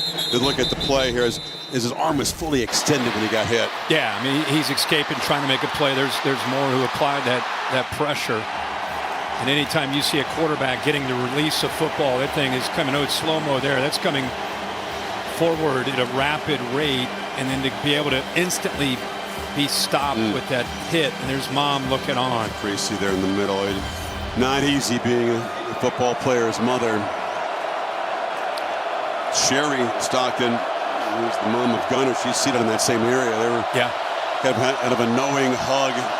And meanwhile, Texas now facing some noise behind in this football game by 4. Ewers, long throw, right back to his favorite target tonight, Matthew Golden. It was a nice moment because only a select few can fully understand what goes into it. There she is, an advisor leaning in. Everybody in this together. She said, we got this, we got this. Yep.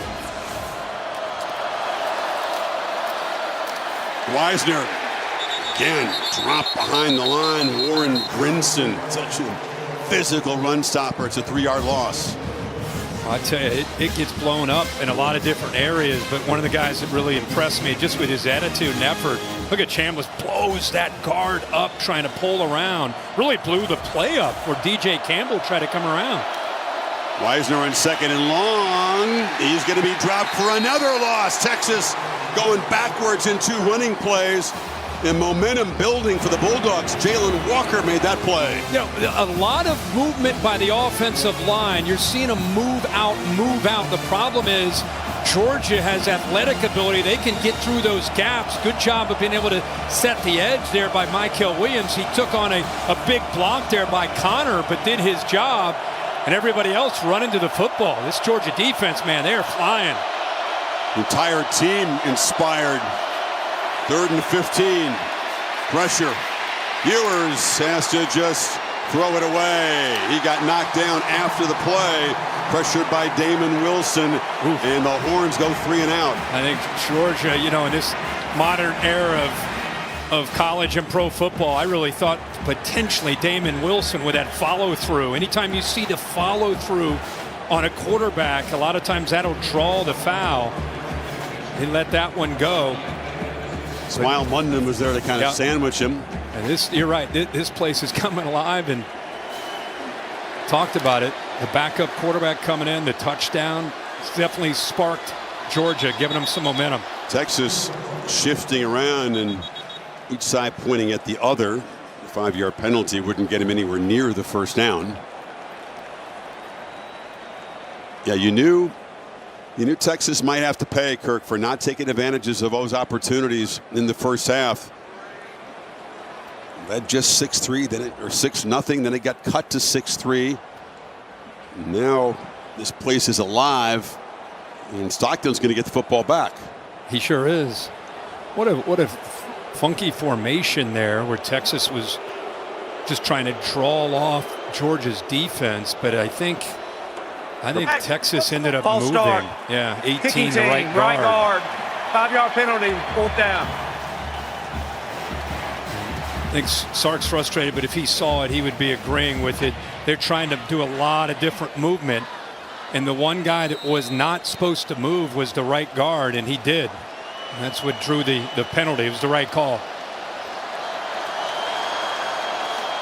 So Anthony Evans to receive the punt from Kern. It's a high and short one, and Evans will step up and wave for a fair catch at the 32-yard line. Dramatic change in momentum. Georgia gets the football back, up 10-6.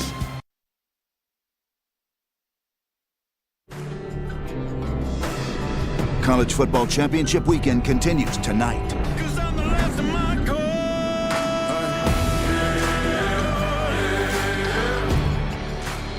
What a story the SMU Mustangs are. Red Lashley there, coach with the earbuds in. They make their way to Charlotte.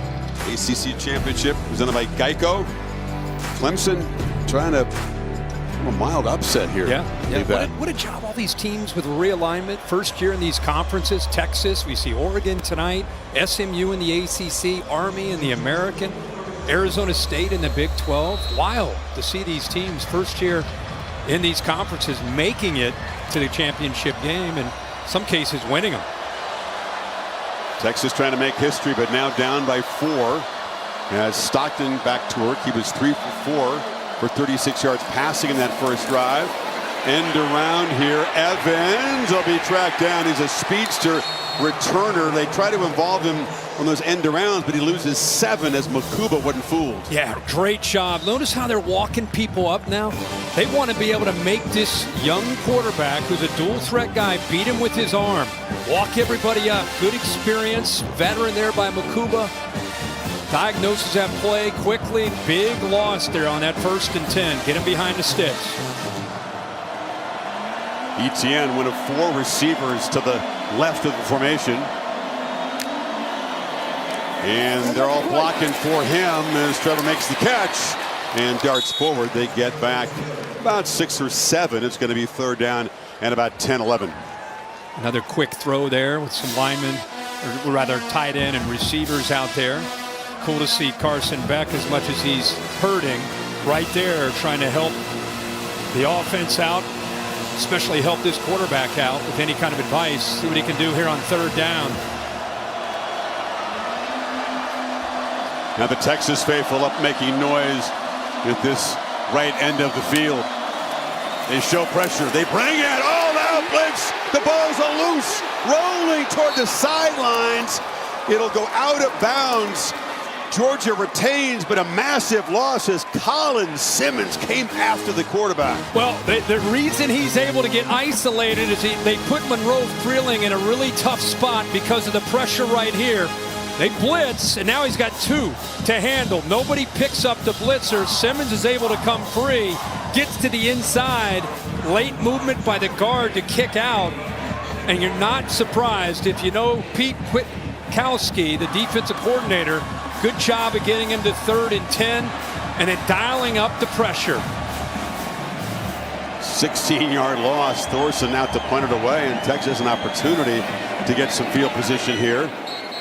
And a flag before the ball is booted. They did not get it off in time, so they'll back him up 5 yards. Delay of game, offense, 5-yard penalty. You're able to get pressure. Kwiatkowski has a lot of times without having to blitz, but man, that was an all-out call against the young quarterback. Yeah, you got it. There he is right there, veteran. Spent a lot of time at Boise State. Such a good coach, fundamental coach. Got a great unit, some of the experience. That time they responded after giving up the touchdown to start the second half. Defense got the big play on that 1st and 10, got him behind the sticks. That really allowed them to dial up that pressure. Thorson and Bolden tries to get to the edge. Silas Bolden off and running. The speedster making big impact plays as a receiver and now as a returner. Points will be in Georgia territory. But once he got outside, they had an entire wall set up. So it's a great job here, utilizing his speed. Look at all those white jerseys setting that wall up for him. Huge yards into positive territory. Boy, he's got such sudden movement. 26 yards. There's still a place for 160-pounders at the highest level of the sport, as long as you're really fast. And the punter, Thorson, now limping around. He was involved in trying to chase down the returner. Man. He's an elite punter. Elite. Texas from the 39 now trying to finally get to the end zone, reclaim the lead. Play fake. Ewers across the middle. Catch made by Golden. Matthew Golden has been the key guy. 7th catch tonight. Picks up 12 more. Thorson's coming over to help out. Let's go back real quick. He got a little bit weird at the end. You know, it wasn't so much him hitting anybody. It was just a turf. He's holding that left leg. So right, it buckled. It was a non-contact deal. Sure looked like it, but a big play by Ewers on the crosser there on 1st and 10. Moore on a screen. And DeAndre Moore brought down nicely by Dan Jackson. Great tackling was a big part of Georgia's win the first time out. How do you rate their tackling so far tonight? They're doing a great job. I mean, Texas has had chances, but they've not been able to finish these drives off. How much fun is Dan Jackson to watch him play this game? Plays with the intensity. He's good against the pass. See him communicating. Just a veteran you love to have on that back end. 2nd and 9. Ewers launches down the field for Moore. Couldn't quite get there. He's kind of thrown to his spot, but it had to make a long run. And it's going to be 3rd and 10 now. Kind of a low percentage. He's having a look to see what happened that time. But Texas, they're going to try to finally score a touchdown. Work to do here on 3rd down. They are in field goal range. Yeah, they've been averaging about 13 yards on these 3rd downs, so a lot of 3rd and longs. See if the Dogs bring pressure, Kirk. Jalen Walker is standing up. He's coming, and they got him. It's sacked by Damon Wilson. Walker was very disruptive early, and he's going to be knocked down back outside the 30. It's going to be a very long field goal try now. They walk him up here. You see pressure here, but it's the outside man to the right that ends up being able to make the sack because Ewers had to step up. That's a tough sack to take because it makes it going from pretty reasonable field goal attempt to pushing him way back here. Auburn was making him from this distance in pregame warm-up. This from 51 yards. He's 2 out of 3 so far. Drives it, and this one hooked again. So he's missed 2 wide left. Georgia all fired up over there. And Texas comes up empty after the punt return set him up in plus territory. Still 10-6 Dogs.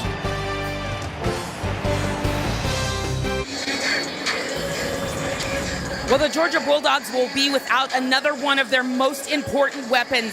This is Thorson, their punter. You can see that left knee injury there for him. He is out for the remainder of the game. And guys, you know how big this is. He has been booming punts, and he will be out. Big news.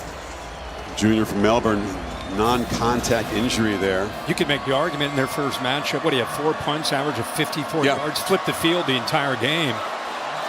They're among the best in net punting average this season.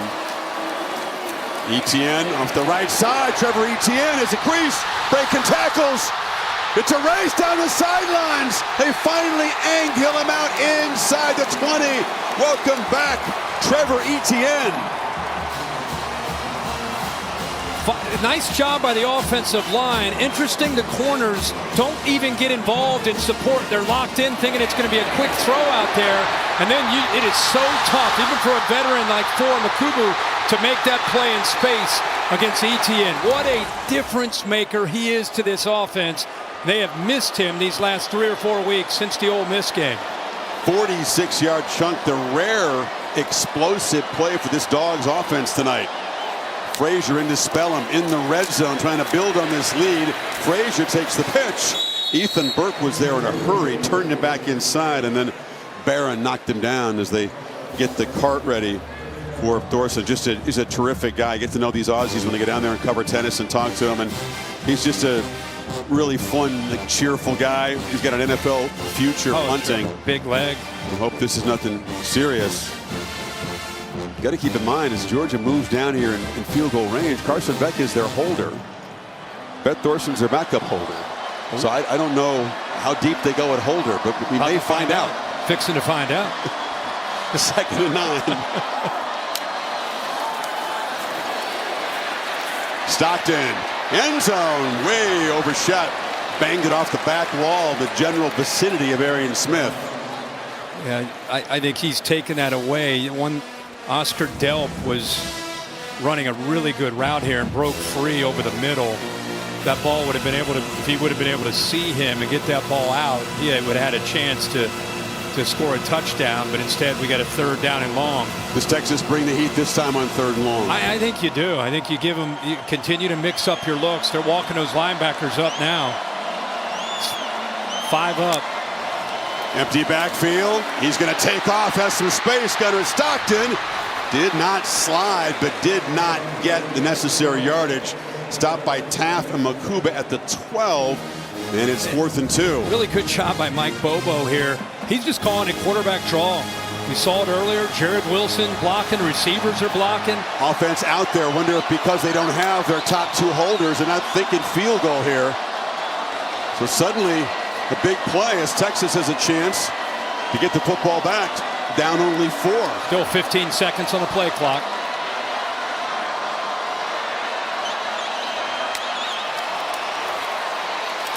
Jones drives. Flag comes in late. Yardage is good for a 1st and goal, but it was right in the center of the offensive pit area. Sure was, right where that contact was. Kirby says hands to the face. Is that what he's saying? I can't tell. He's still doing it. He's doing it for a 3rd time. Yeah, he wants everyone to see that. Personal foul. Hands to the face. Defense number 45. At the distance to the goal and the end of the run. Automatic 1st down. Was right. Vernon Broughton flagged the 10th Texas penalty, and it moves the football to the 4, 1st and goal. It's 45. See the right hand up into the face mask there of Fairchild. Boy, has this kid provided a spark in this dome. You can just feel it. throughout the entire building. And they punch it in. Empty backfield again. ETN split out to the right. Bunch of tight ends bunched left. And it's Stockton running all the way. And he's going to be dropped behind the line of scrimmage there. Sprinting over was Ethan Burke, the veteran. Ethan Burke did a nice job of getting off the block. So often you just got to use your hands down there with your eyes into the backfield. Burke did that, strung that play out, just nowhere to go. They just try to utilize the quarterback's ability to run. Let's get him out on that edge where you maybe have a numbers advantage, but great job by Texas defense holding the point there. The true freshman, 175-pound Dwight Phillips Jr. is in the ball game, and ETN makes it a two-back look. That's Phillips coming in motion. ETN, they are just flying downhill, and it's another loss. Leonga Lafau made the play. You know, they talk about Lafau being just kind of that calming influence. One of the leaders of this defense. He's right here at the second level. He's getting downhill. He's actually blitzing here. Good job of slipping through. You can see the right guard wanted to kick out to help, but a late reaction by Ratledge. So 2 runs, Kirk. They lose a combined 3 yards. And it's going to be 3rd and goal. About the 7. Low-scoring game. Do not want to give up a touchdown if you're Texas here.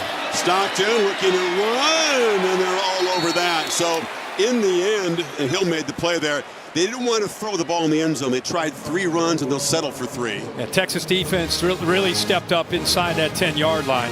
Got aggressive, even off after that penalty by Broughton that gave them the first down.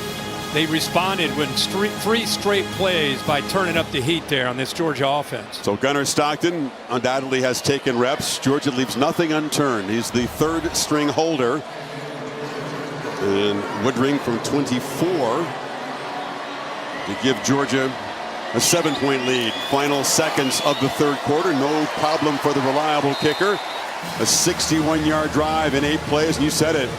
This team has been sparked by Gunnar Stockton. The offense playing well around him. The defense has stepped up, and Texas continues to waste opportunities. And they're now down 7 heading to the final quarter. Guys coming off the bench. This is not quite the same thing, but Jalen Hurts did kind of come in there. Yeah. And Tua Tagovailoa had come in for him, of course, won a championship. He came off the bench, got very fired up, and led Alabama the ill-fated fake punt there. Remember, that's Justin Fields. Justin Fields there back. Yeah, on a fake still punt. on Georgia. It was what a story, because Tua had taken his job away, and you know, last game of the year, at least into the SEC championship, he's asked to come in and step in for Tua, who went down, and he delivers for the Crimson Tide. And now we're seeing Stockton trying to do it for Carson Beck. Put 10 points on the board. You said he's in the same meeting room. He's seeing all the same tape. Yep. He's hearing all the same stuff.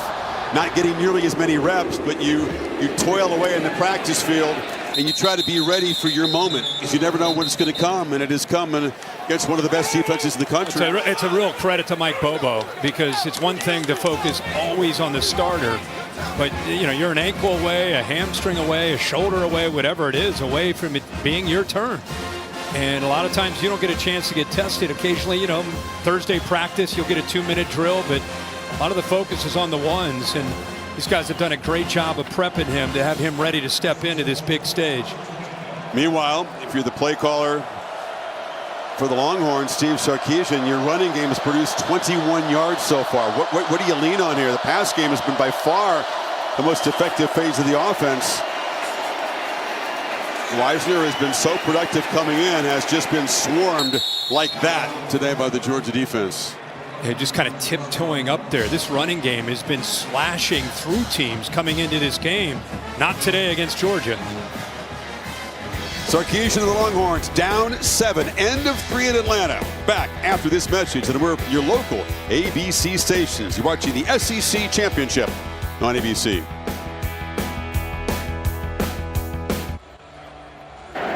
Coach, you just had an emphatic little meeting there with your secondary. What was the message you're delivering right there? Just don't get lazy around the pile. We've had some runs break out on us where our guys relax, and the ball could bounce out anytime. How's Gunnar Stockton doing? How can you maximize him? Mike's doing a great job with him. Kid's got a lot of confidence. He's played in a lot of big games. He's not afraid of the moment. I think he's done a good job. It's a good change of pace for us. Thank you, Coach. Thank you. Matthew Golden gets loose. He's played in some big games for Rabun County in high school for the Tigers there, but this is his first action in college football against a real team. Well, they're going to get a little tempo here out of Texas. Texas needs to get this thing going. They were really shut down in the third quarter. Not many opportunities. Only 16 yards of offense in that quarter. Suddenly there's some urgency for the Longhorns side, right? Yeah, this is a game when you get to the SEC championship game, more often than not, it's a game of momentum. Back and forth and back and forth. It's been favoring Georgia this entire second half since Stockton has come in. He's kind of ignited the team and the crowd, changed the energy. Texas needs to respond, and the veteran quarterback Ewers needs to step up with this offense right now. Ewers under pressure, had to dirt the ball. Golden was coming across there, but Dalen Everett, who was a game wrecker the first time they played, came off the edge there. They do such a good job of not tipping this. A lot of times when you get a blitz, this guy starts to cheat over just to help out. He doesn't show it at all. Because of that, you're not able to pick it up. They did this in the first matchup with Everett on the end of that boundary. He's such a great blitzer. Doesn't tip his hand. Got him again there on second and short. Yeah, he had the forced fumble and fumble recovery that was huge in that game. Now it's 3rd and 3. Throw for it wide open is Moore, and a slant still running. DeAndre Moore wins the foot race. Texas strikes back from 41 yards. Momentum back on their side now. What a call and what a read by Quinn Ewers. Little run pass option. He's reading KJ Bolden the entire time. He comes down, makes a perfect throw, and then how about the move after the catch and making Dan Jackson miss. We said Texas needed to step up. That is their 6th play today of 20 yards or more through the air. But their first touchdown, Auburn to tie the game in 13, knocks it through, and Ewers extends his streak now. 24th consecutive game where he's run a touchdown pass, going back to the 22 season. Chris, like I said, this is a 3rd down play, and the read that he has is right here. Once you get the motion, the shift to the tight end, see Bolden come down. Now he's just see his eyes at that fake. He's looking at 4. 4 comes down. Okay, I'm going to throw it right by him on that glance route. And now, bang, what a move right there after the catch. You know, this group of receivers, I keep talking about Moore as the veteran in that group. And he steps up. Good hesitation. Secondary fool, thinking it might be one of the quick throws, like a look pass to the outside. Instead, they get him on that RPO, on that slant. Beautiful, well done by Ewers. It's the answer that Sark needed. DeAndre Moore from Don Bosco, one of the Texas receivers they are developing. They went and got guys out of the portal. Moore was a recruit. And he flashes what he can do. Imagine that. He started at Texas, and he's still there. Yeah. Wrap your head around that. They don't really go to the portal that much as a program, Texas, to be honest. In general. And Jones will leave it there. Holly? Well, Steve Sarkisian is so confident with this team. He continues to breathe life into them. He was overheard leaving the locker room right before they took the field for the second half. This is the SEC championship. This is what we were built for, what we knew we could do. Let's go win it. He keeps trying to infuse them, encourage them, knowing that they are built for this, even though it's their first title appearance. I want to see if this defense tries to put the game into the hands of the quarterback. The young man who stepped up and provided spark, make him throw to win. Load up against this run game. Stockton weaving around. Yeah, Texas is breathing fire, smelling blood, and coming downhill in a hurry now all over these quarterback runs. Well, that's what you got to do. I mean, the quarterback run game is different than what you see from Carson Beck. Kwiatkowski, the defensive coordinator, adjustment is to have the eyes in a big backfield, and instead of just worrying about ETN running the football in the pass game, you want to get this guy behind the sticks, which they've done now the last couple series. Again, a loss there on that 1st and 10. Now he's looking at 2nd and 12. Texas fans up making noise now. Longhorns rush only 3. Stockton into the coverage, checks it down to Frazier, who's going to be knocked down. That's an important gain, though. They pick up enough yards to make it a 3rd and 3 before LaFau got him down. Yeah, actually a really good read there. Nice job by Stockton to be impatient. Texas tried to fool him by dropping one of their defensive linemen, Trey Moore, into the flat. He almost threw it, but came off of it and checked it down to Frazier. Good decision. See what Mike Bobo likes here, trying to get this drive going, keep Texas with the offense suddenly on fire from getting the football right back.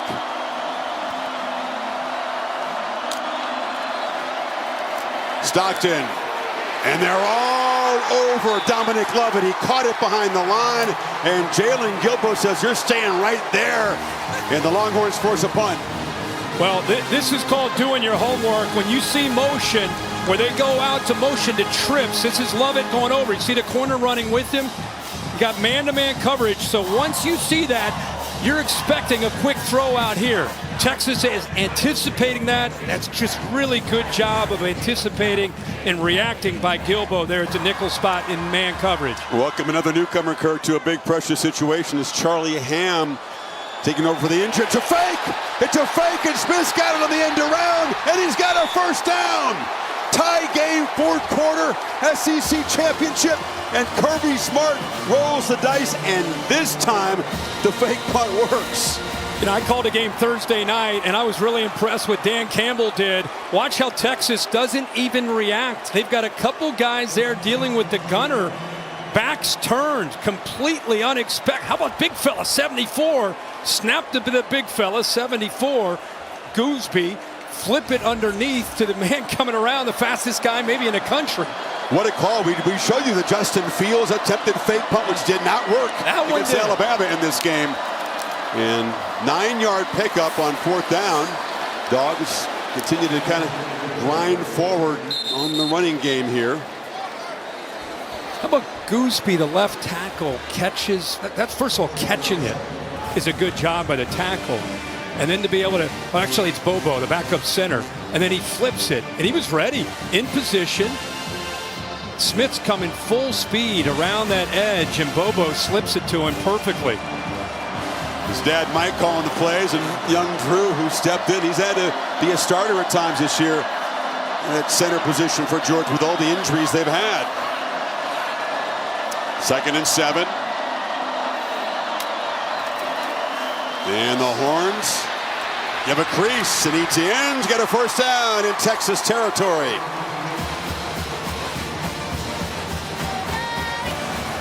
Man, the intensity's come up like 3 levels here. Yeah, in no 15 doubt minutes. Having some success on that right side behind the right tackle. The big fella, Xavier Truss. Receivers showing the willingness to block out on the perimeter. That's really getting Etienne to that next level. Empty backfield for Stockton now. Screen. Smith ran right back into heavy traffic, knocked down by big fellas like Alfred Collins right at the line of scrimmage. Well, Simmons made the play. Colin Simmons just forcing that, like you said, back in to the inside where that defense is running to the football. Whole squadron of fresh bodies coming on for the Texas defense now. It is a battle. Remember, these two teams played in a rivalry game last week. Spent a lot of emotion, in Georgia's case 8 overtimes against Georgia Tech. Here they go again a week later. Stockton complete. Smith holds on that time, picks up about 7. Oh, that ball. It was a dart. It was a dart out early. I mean, you're throwing that back into the boundary. He doesn't have a lot of room, so you do have to get it out early. And that's Smith, who's been struggling catching a football today. That time, even that one was a body catch, but at least he held on to that one. Texas continues to get fresh bodies on for this 3rd down play. Stockton and company need 3.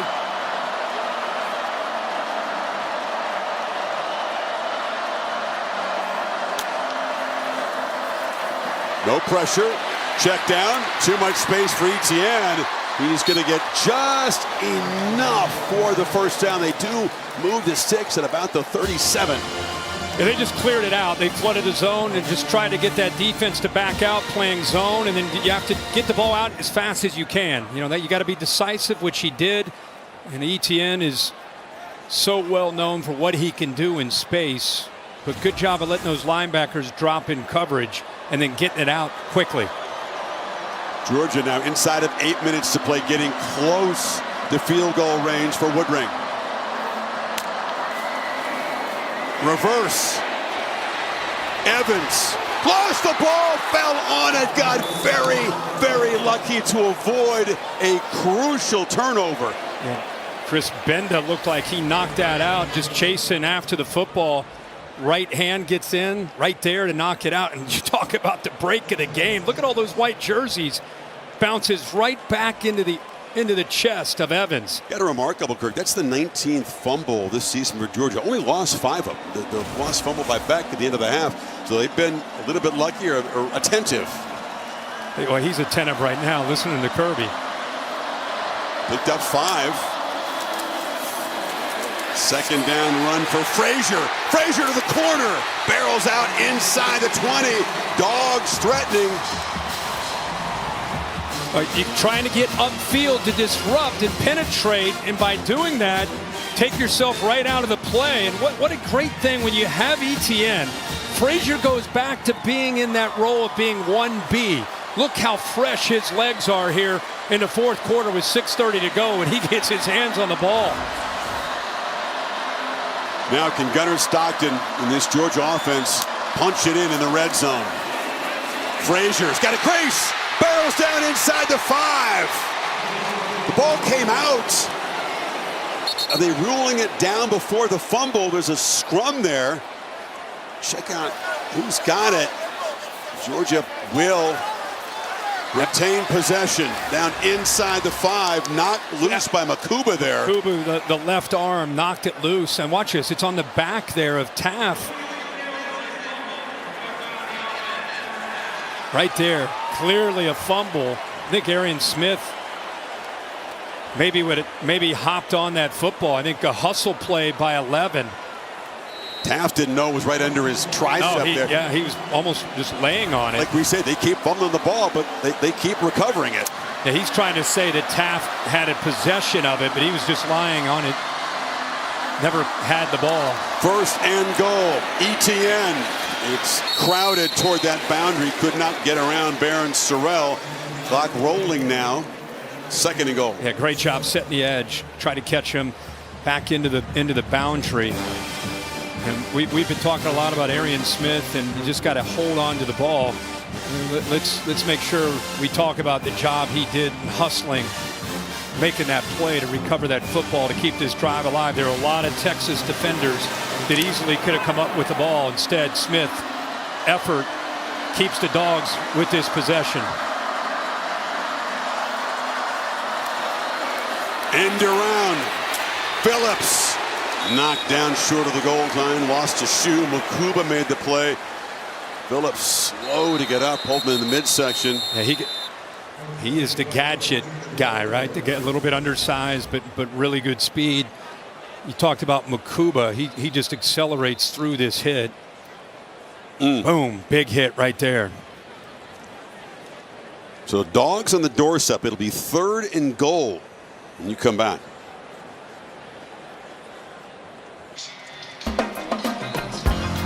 Final 5 minutes. SEC Championship on ABC presented by Dr. Pepper. Dogs trying to take the lead here. 3rd and goal at the 3. Again, the winner not just wins the Precious Conference Championship, but also gets that first round playoff bye and can head to the Sugar Bowl in the quarterfinal stage. Chris, look at this 15th play coming up. Yep. Almost 9 minutes.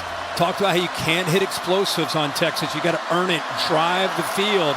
That's what they're doing right here. Can they finish it off? Stockton from the pocket, surveyed, is batted down at the line. Dangerous play. Broughton off the carom, tried to close in on it, and it's going to be the field goal team that comes out. Chris, they had Delp, and again, it's very easy to see from up here, but Delp is in motion, goes back, and right now, if you throw it, you know, there was a nice little pick there by London Humphreys. He didn't see it, and it gave Texas a chance to get their hands up to knock that ball away. So the defense steps up. Woodring, a chip shot to give Georgia the lead back. Ooh, pounds it right through. And 4:32 to play. Can Texas win the SEC in year one? Can Georgia get a long-awaited championship? The SEC Championship on ABC is presented by Ice Cold Dr. Pepper. College football, it's a pepper thing. And in part by the Home Depot. How doers get more done. Dogs back on top, an epic drive. The centerpiece of it, a gutsy fake punt call. Good fortune, 2 fumble recoveries, some grinding runs, 9 minutes, 22 seconds, 16 plays, 72 yards with the backup quarterback. That's amazing. And Georgia's up 3 now. Well, if they end up holding on to this, we'll remember that call and that drive for a long time. But let's see what happens. Plenty of time, 4:32 to go. Golden will let this one go. All-State bus with Caesar, hometown game here in Atlanta. It's the All-State good hands place so far. Well, there's a lot to choose from. I think you got to look at Drew Bobo. What a play by the big center to time that up perfectly. The gutsy call there by Kirby Smart. Smith here. This is a big play. You got the fake punt, the fumble here. Watch 11. Smith, hustle play. Great job fighting off 2 different Longhorns to keep that drive alive and come up with the 3 points. So we've been critical of him at times because of missing a few passes. Let's celebrate him on that fake punt and that hustle play to get the fumble. Can Texas answer? They hand it to Wisner to begin the drive, and he goes nowhere. He'll actually lose a yard. Quinn Ewers, who talked about the experience, who's been poised and pretty good in postseason games in his career at Texas. He's led a bunch of teams from game-winning drives. Yeah. Sark talked about being patient with that run game. At this point, I think it's going to come down to Ewers' ability to make throws. Got to get protection, and he's going to be sacked. A slow developing play, and Mykel Williams closed him down. And Texas will face a 3rd and 18 in this desperation drive. But again, it's Chambliss right here who's able to get penetration and force Ewers up and then into the arms of Mykel Williams. Smile Munden in there as well. Pressure again. Sideline pitch! Intercepted! He threw it to Dalen Everett, who had huge plays in the Dogs' first win. And Georgia, up 3, gets the football back. Well, how fitting is that? They've been trying to pick on these corners, mainly Daniel Harris. That's gone away. But here, late in this game, they've got to be able to come up with another play. And they turn to Matthew Golden. Couple things. Watch the pressure right here. And here's the matchup on the outside. He gets pushed. The right tackle gets pushed right into the face of the quarterback. What a good job of being patient. The ball's thrown to the inside. But watch 6. Waiting, expecting that route near the first down marker, and then reacts to the receiver coming back to the ball. Ewers threw it inside, and Everett was in perfect position to make that interception. He was in good position the first time he picked it too. So 2 more interceptions, had a pick, a forced fumble, and a fumble recovery in October. And now the Dogs with the lead and 3:36 to play, set up inside the Texas 30. ETN off the left side. Now it comes down to the Texas defense. If obviously a touchdown goes up on a board, this one's over more than likely. And if Kwiatkowski, the defensive coordinator, can get his guys to rally one more time and force a field goal, could still, with 3 timeouts and a 2-minute timeout, could still be in a position here to get the ball back to Ewers, down 6.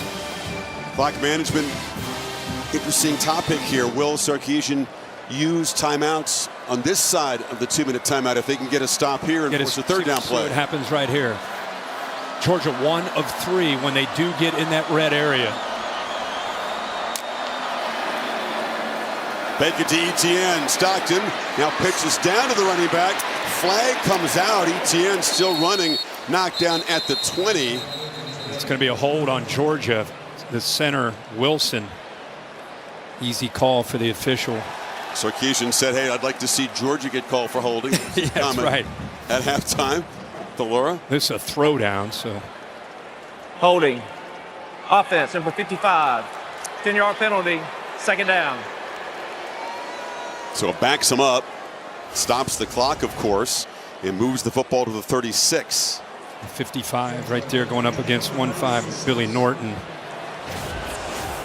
He tried to sneak Lucky down that left sideline, but Texas took that away. That's why he was in the pocket waiting and waiting and waiting. Longhorns in good coverage. We're not fooled at all. 2nd and 18. You don't want to go back any farther. This is within Woodring's field goal range, but just.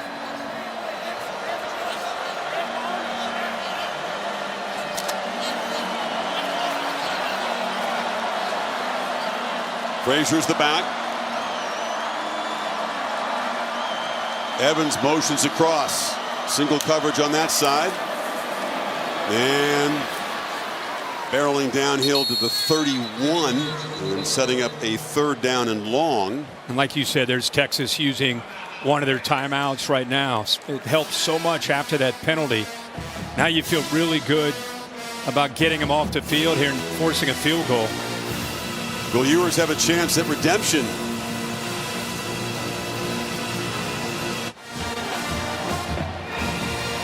Gunnar Stockton, who's in his first meaningful football action of his college career. A couple of brief stints and blowouts. Here he is against Texas, trying to convert here on 3rd and 13. Trying to, at worst, set up a field goal attempt to build this lead. Sure, Kirby Smart there talking to him about, hey, we're at the 31-yard line. Let's be smart here with this call. If you're feeling aggressive, Kirk, you could press it downfield. A 1st down, just about do it. Oh, sure. Yeah. Close to it. Play clock at 3. Texas brings pressure. Stockton backpedaling, throws it, and threw it right to Texas. Intercepted by Jahdae Barron. The young fella under pressure made a mistake, and Texas is set up now. Well, I'd say that Kirby Smart telling him, let's be smart with the football. Let's not have that big mistake. And, you know, he got pressured from his left side. I think it surprised him, spooked him, in fact. He was looking to throw the ball to Cash Jones out of the backfield. Blitz here. And again, they've had success bringing blitzes from that left side. 2-on-1 on the left tackle. See, Simmons is able to get the pressure. Georgia very fortunate this ball was not returned all the way back by Barron. Good job by Lucky hustling there. Sure is. I think Barron saw that open sideline, and the tight end worked his way around the blocker. Yeah, Gilbo celebrating. Yeah. He should have been making a block. Texas from the 34. 2 timeouts plus the 2-minute timeout. Ewers flips short. Wisner has blockers and hammers forward for a 1st down at the 45. Picked up 11. Keep in mind, Ewers in 2 games, the one earlier in Austin, the one tonight combined, 12 sacks and 5 turnovers. But still a chance. Oh, yeah. Always a chance. They had a chance in the game in Austin to get it back within a score. Yeah. And yep. Georgia's offense extended that game, ran it out. So despite a bad pick in that last possession, the defense for Texas does their job. That was the only time we saw him look like a guy that hadn't played a lot of football. I thought up to that point, he's been the operation of it. Not a whole lot of mistakes. He's been playing clean football. He's been giving his team a chance. His team kind of rallied around him. He'll learn from that as a young quarterback that doesn't have a ton of experience. Kwiatkowski forced his hand, brought serious pressure from some NFL future front 7 guys. Yeah, and he didn't see it at the line of scrimmage. He didn't see it until they were closing in on him, and then he's just trying to make a play and just would love to have that one back. But give Texas's defense credit once again. for stepping up. Even though they got back deep in their own territory, they once again step up. I don't know if you saw the scouting report. Jahdae Barron's not the guy to try. He's a Thorpe Award finalist, one of the best defensive backs in the country. And his play has given Ewers and Sarkisian's offense a chance here. Still have the 2-minute timeout, plus the 2 timeouts that Texas has remaining. With that in mind, Kirk, they run the ball to Wisner. They're ripping at it. And he's stopped for about a 2-yard gain. And looks like this will take it down to the 2-minute timeout. Texas on the move, trying to force overtime or win the SEC in their first year in the final 2 minutes in Atlanta. Reminder of the rankings, visited by AT&T. Oregon, Penn State tonight. You got SMU and Clemson coming up. I think it is a must-win game, obviously, for Clemson, and probably also for SMU. If they lost, it would be a real conversation. In the meantime, both these teams, the computer says, everybody says, safely in the field. The championship and a first-round bye goes to the winner. Think about the rest you can get by having that bye. That's enough incentive, just that. Both teams could use it. There's a whistle and a false start before the snap. Just when you're trying to build momentum in this drive. False start, offense number 56. 5-yard penalty, second down. It's Cam Williams again. He's been penalty prone. We've talked about it, and that's the 11th penalty for 94 yards for the Longhorns today. It's amazing when you consider that the missed opportunities in the plus territory, that they have the ball with a chance to win this game. Down 3.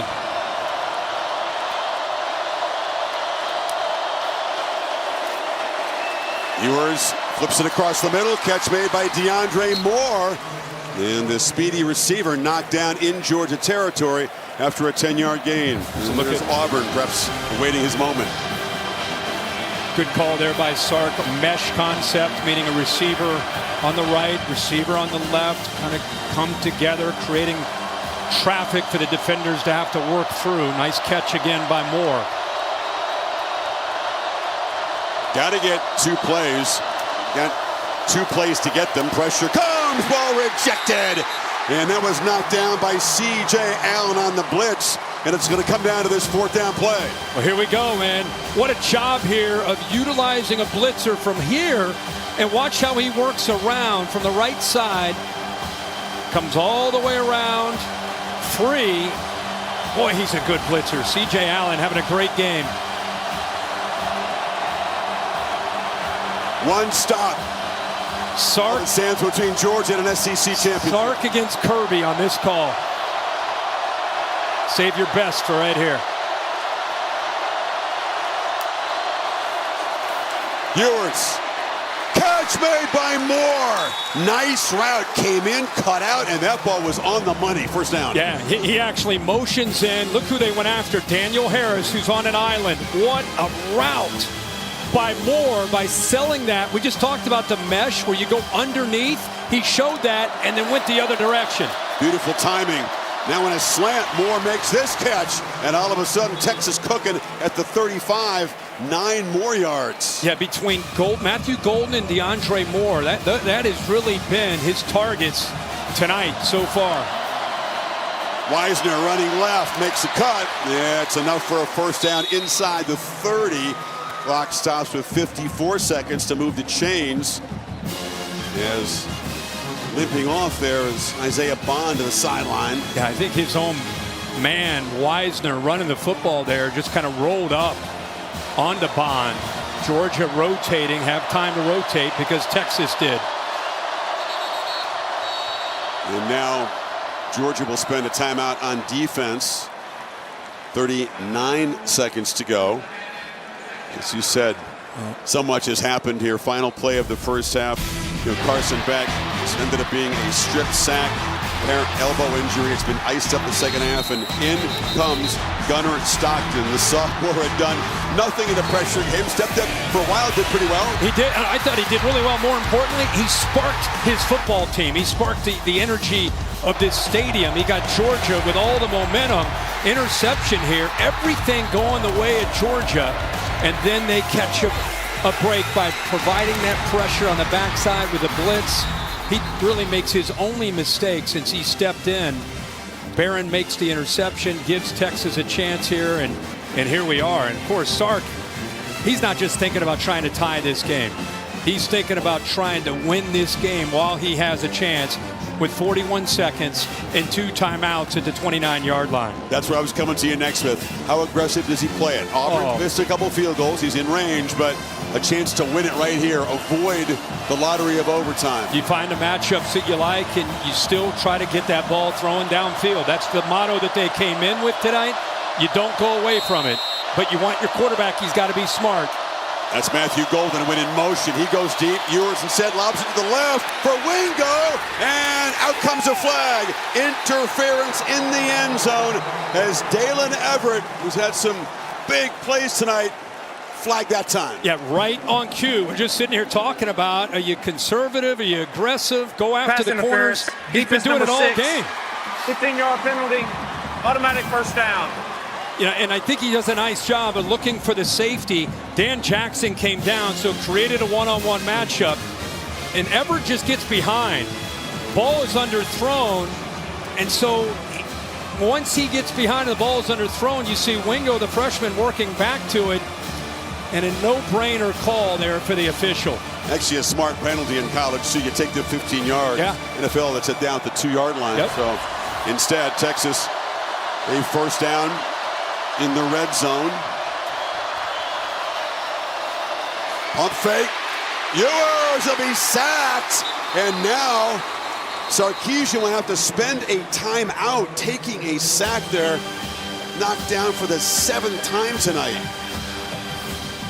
I mean, it looked like with the action from the quarterback, you know, he's flashing, showing screen that way, wants to go back to the right. But he's very fortunate he holds on to the ball. You see the ball in his left hand away from his body with 3 different defenders around him. You know, Georgia takes that one away. He could have flipped it out there, but there's a Georgia defender. We've seen pressure close in, Kirk, and plays like that, slow developing. Ewers twisting, turning his back to the defense, and then running out of time very quickly. Yeah, he had men downfield. That whole play was a disaster for Texas. Down to the 1 timeout. Ball at the 19. From here, it's a 36-yard field goal to try to force overtime. It's a low percentage conversion at this point. They need to get down inside the 5-yard line for a first down. This matchup, second down play. Matchup way at the top. Golden has had a huge game. Ewers goes to the left, rising up and trying to make a diving catch as Wingo. They went back to that side against Everett, and it's going to be 3rd and 15. He went back into that same matchup where he thinks Wingo is going to be a superstar. He's just a young man. See the safety over there, Jackson. It's a tough matchup going up against Dylan Everett, who's an outstanding corner. But twice they've checked him. One time for the interference, and that one an incompletion. So Texas a chance here with just this play to try to win it in regulation. Come up short. Going to kick a field goal to force overtime. Screen, and as Wingo dropped it, never really got going, didn't have anywhere to run that time. Michael Williams was right there. It's incomplete. Georgia fans are all excited as Walker takes off down the field. Now listen, Auburn is a great kicker. He's missed from 42 and 51 tonight. Wingo never has possession, really had nowhere to go. Nope. With Michael Williams out there. We talked about the chess match. Smart's defense and Glenn Schumann all over what Sarkisian called that time. Auburn comes out. He's got a good pedigree under these pressure kicks. When it comes to game tying, game-winning field goals in the last 2 minutes or in overtime, I'm just reporting the facts. He is 4 for 4. Right. Georgia ice him here. Kirby call a timeout. Yeah, he already did. Yep. Made his first 2, missed his last 2. Both of his misses came after miscues that pushed him back. Remember, as a 5-yard penalty, pushed you back to a 42-yarder, and that's how close it was the first miss. Then they took a sack and pushed it, made this a really long one, and it also hooked to the left. Yeah, both misses to the left. Sark trying to just, okay, man, just have fun with this. It's what you want.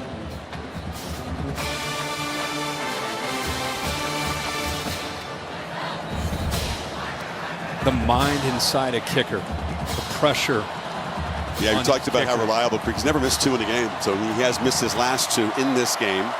And shake that off and to force overtime for the first time ever in an SEC championship game. Never had one.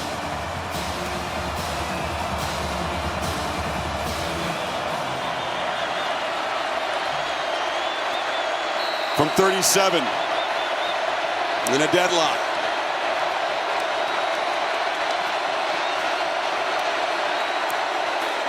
No problem. Auburn looks like a guy who believes in himself in pressure kicks. That was really impressive. SEC championship on the line, already missed 2. And he steps right into that pressure and says, thank you very much. Perfect snap, perfect hold. Could not have been a cleaner operation there by that unit. Fantastic. So Texas off the interception, given a lifeline. Took 11 plays to go 47 yards. 2 minutes and 12 seconds. The interference penalty, I should say, was instrumental in it. Now, unless something crazy happens in the last 18 seconds, we go to overtime, my partner. Yeah, Georgia's saying, all right. We didn't have enough last week with 8 overtimes against Tech. Why not go a few more tonight for the SEC championship without our starting quarterback? What a game. What an amazing game. Whoever said, yeah, these conference championship games, they're not going to matter that much anymore. You got to come to Atlanta and feel this energy. There's still power and collective pride in college football. Yes. There's a lot of different things, but that hasn't changed. And when there's a championship to be won and a trophy in the building, and you're Georgia and you've lost more than you've won under Kirby Smart, and you're Texas and you've never been here before in year 1. And you're told you never have any chance to get here, and you're here in your first year. Yeah, this one does not feel short of motivation today. No. Again, both teams in the playoff. We know that. A bye to the winner. But that's not what they're thinking about right now. They're thinking about a championship. And as competitors, this one's going to get decided in overtime. One timeout. Backup quarterback who just threw a pick. Do you just run this and just say, all right, we'll head into overtime? Or do you trust him to take a shot downfield? Not way down, but just... What would you do? I'm not in practice to know this kid and who he is, but it looks like they're going to run it. I like what I've seen from him so far, but I think that's the safe call and the smart call. Here we go. Back and forth. Lead changes, momentum changes. 16 apiece at the end of regulation. Overtime to decide the Southeastern Conference Championship. Back after this message and a word from your local ADC station. You're watching the SEC Championship. It's crunch time. In the first overtime, each team gets a possession starting at the opponent's 25-yard line. If it goes to a second overtime, teams again start at the 25-yard line, but must attempt a 2-point conversion after a touchdown with no extra points allowed. From the third overtime on, teams alternate 2-point conversion attempts from the 3-yard line until the game is decided. Welcome to Overtime, presented by Cheez-It. It's crunch time. Thank you, Professor Davis. Cheez-It does present this overtime. Reese mentioned the 2-point conversion stage of overtime beginning in overtime number 3. We talked about the 8 overtime stage. Dogs kept playing that again and again. Any questions before we start Georgia overtime? Tech. Back to the coin toss. You're the guest. You're going to call the toss. Your choice will be offense if you win, offense, defense, or which end of the field you want to play. We have one toss and one toss only. Okay? The logo's heads, the pennant's tails. Tails, heads. Make your call. Tails. What'd he call? Tails. Tails. If I dropped it, we do it again. And it is tails. Okay, so you've won the toss. You want to play defense first, and which way do you want to go? Okay, will you come down there? Come around this way. I like an official that takes control. Steve Marlowe took control. I mean, that is no question who the boss is out there. So Obviously, Georgia chooses to play will have defense. It first down at the 25, going this direction. And Texas wants to head back toward where their fans are in the right end as you watch it. So Sarkisian, his play calling right to the test here. Again, I think it's worth mentioning for Georgia coming off that 8 overtime game. Not only that, think of their schedule that they played. 13th game of these two teams, much more of a grueling schedule to play this year in the SEC. You know, who knows, you know, what's ahead of these teams with who gets to bye and whatnot. Right now, everything is focused on survival. So emotionally draining, not just physically. That you remember Kirby Smart, Greg Key at the end of the game, basically in each other's arms. Right. They said they could only understand how much went into that. So Arch Manning comes in, Kirk, to begin this overtime. Texas goes to their reserve quarterback who steps into a huge pressure moment. Of course, he has experience, unlike his counterpart Stockton, in pressure games.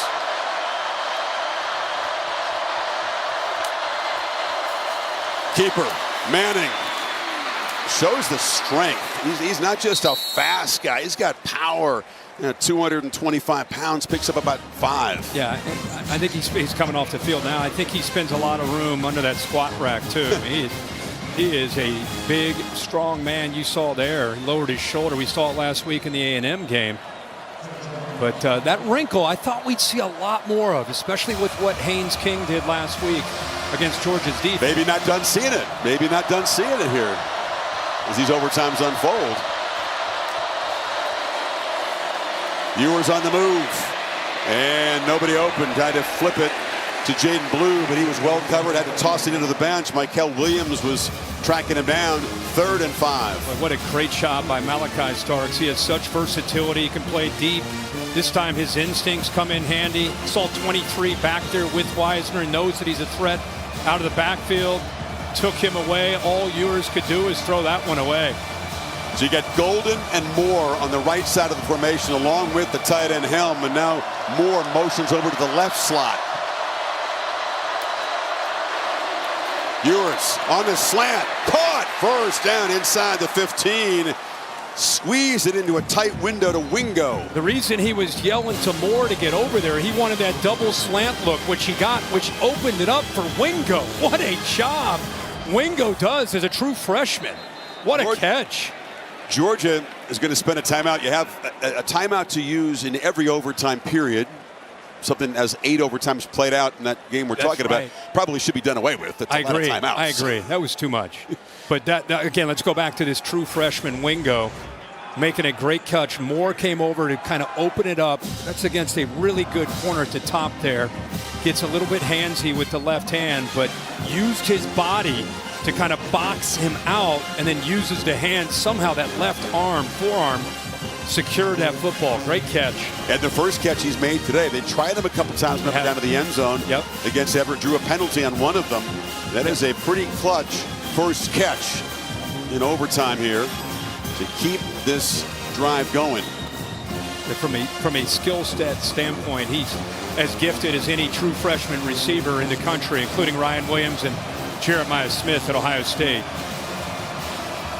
Mustangs and Clemson Tigers waiting in the wings in Charlotte. First down play. Play fake. Ewers launching for the end zone. Contested ball at the back. No chance for Matthew Golden to make a play. Everett in coverage. Boy, Everett does a nice job staying in coverage here. You know, watch Golden show it to the inside, and Everett didn't bite for that at all. It was a nice job of being able to eventually use his body and get him where he has no chance to make a play on that football. Just use the leverage of that back line to take him out. It's a confident quarterback to make risky throws in this situation in overtime. Ewers this time lofts it to the other part of the end zone and over the head of DeAndre Moore, and it's going to be 3rd and 10 now. And try to go to a slot fade. Moore's had a big night. The timing off. He's got room to work out there. See the football thrown to his outside shoulder? Would have had to make a potential like a Willie Mays catch. Jackson Smith and Jigma made one of those when we were doing the Ohio State-Utah Rose Bowl call a few years ago. 3rd and 10. Dogs crowded the line, giving a blitz look pre-snap. Let's see if they bring it.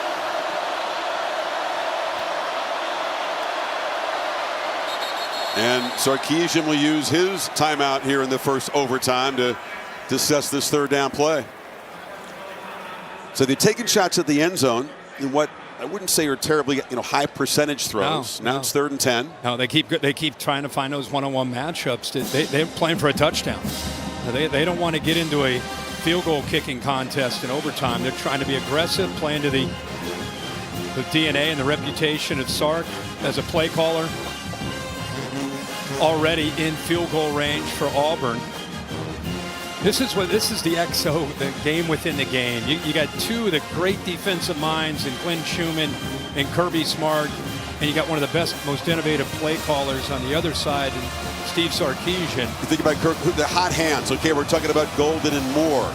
Gunnar Helm has been a main guy all year. One catch tonight. He's to the far right of the formation here. Yeah, 0 and 2 are both on the right side. And now the tight end motions across right there as well. Ewers looking that direction. And checks it down. Catch made and cannot escape. Tackle made in space beautifully by K.J. Bolden, who brought Wisner down for a loss. And here comes the field goal team. They created a wall with these receivers, hoping against man they would be able to get him out. But Bolden back here does a good job of reading that. So he's in charge. They're expecting that kind of route where they open it up with a rub like that. But Georgia in place there to defend it. And the kicker with the reliable pedigree and the interesting hair right back out there from 32. And that time knocks it through. Not quite as confident a swing as it was to force overtime, but Texas is on top.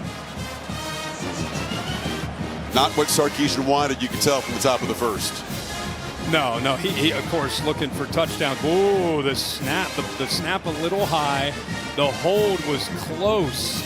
Good job of getting it down, but he didn't get it the spin perfectly turned. But a good job by Auburn at coming through that despite the snap and the hold. Now here you go, Kirk. Gunnar Stockton's got the football, and Georgia can win it with a touchdown. And the guy who's had so little meaningful football all season long. Remember, Tennessee Tech early in September. UMass, non-conference breather a couple weeks ago. He gets in there when it's decided, when it's a 3-touchdown plus game. He has been the guy in the second half. And he doesn't have to win anything. He has to be a good decision maker and a distributor. The offensive line has to raise their game. The receivers, the backs. Remember, you got Trevor Etienne behind you. You know, it's up to Mike Bobo to design these plays and get these guys where they can win some matchups. But Etienne can be the difference here for Georgia.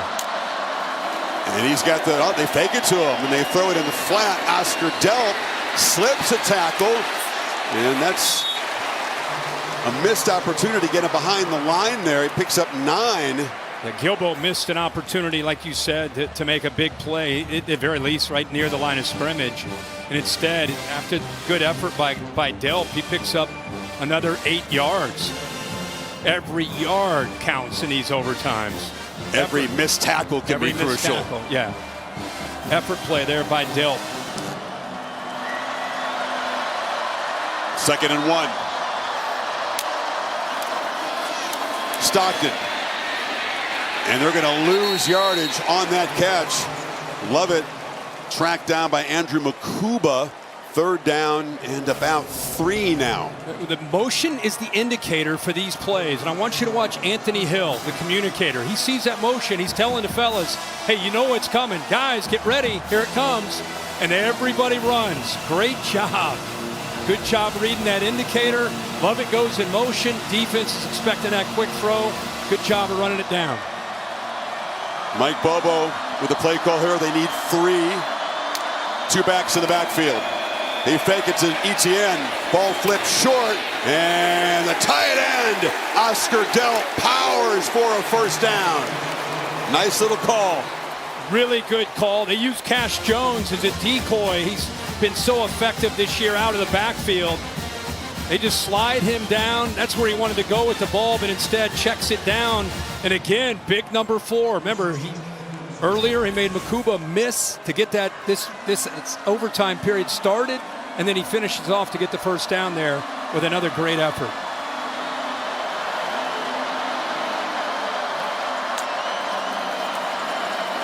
First down run to Etienne. Etienne, tried to shake free of the tackle of Makuba, who grabbed him by the ankle and held on.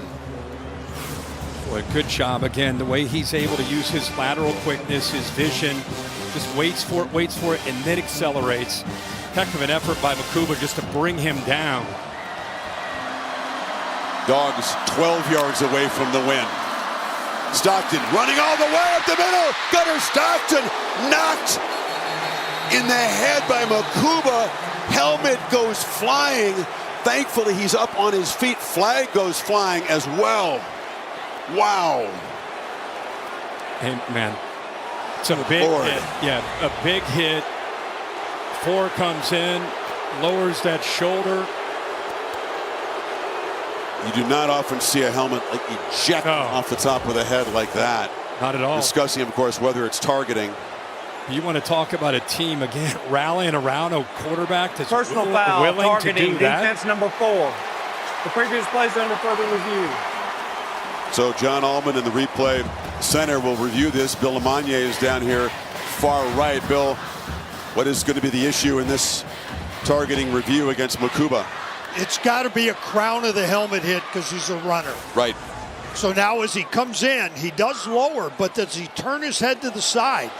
Is it the side of the helmet or is it the crown? It's close. Yeah, ball's already at the 3 or 4 yard line. So I mean, to me, the story here is about this kid, this Gunnar Stockton. This is unbelievable that this guy in this second half and now into overtime, the guts, the poise, the prep that this kid is showing right now, it's unbelievable considering this stage. And that is grisly. You can see the expression of his face, legs buckle. Well, you're right. Even if it's not targeting, it's going to be 1st and goal to 4. Yeah. Bill, what is your sense of what's going to happen here? I say it's not targeting. It's After the side further of the review, helmet. there is no foul for targeting. The ball carrier did make the line to gain. It'll be 1st and goal at the 4 yard line. Number 14 for Georgia will have to sit for 1 play because his helmet came off. And look who's got the helmet on. Carson Beck coming back in the game. Why not add to the drama, right? What else can happen? He's going to see if he can take a snap. Remember that right elbow was wrapped up in ice? Yeah. Most of the half. You would expect you'd expect him to. He's coming out. He can't move his arm. That right arm just hanging from the side.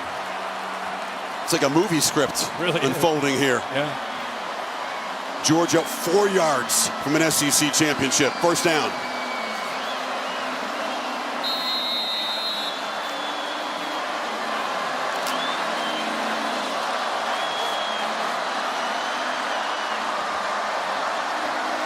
Etienne in the I formation. They hand it to him. Touchdown! Georgia are SEC champions! As every dog digs really deep.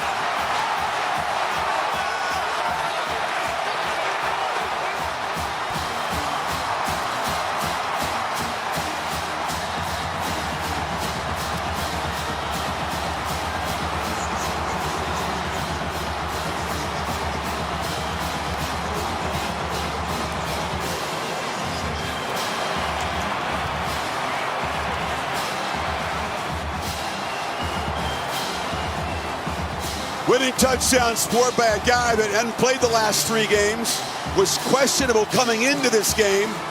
Etienne has the final word, and Georgia wins it 22-19. Let's not forget to talk. Etienne gets the touchdown, but that offensive line and that overtime period really showed a lot of guts and a lot of determination. Coming off an 8 overtime game, stepped up. Not sure what Beck's going to be able to do. Hands it off. What a story, man.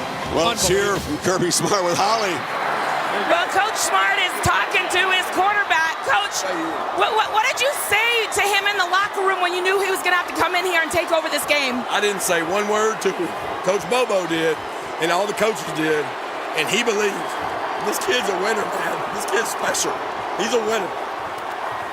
Gunner, this is an unbelievable situation, but you've been preparing for this. How were you able to settle down and win this game? I think it just goes back to just the love I have for everybody in the locker room, just all the seniors, and just wanting them to go out on the right way.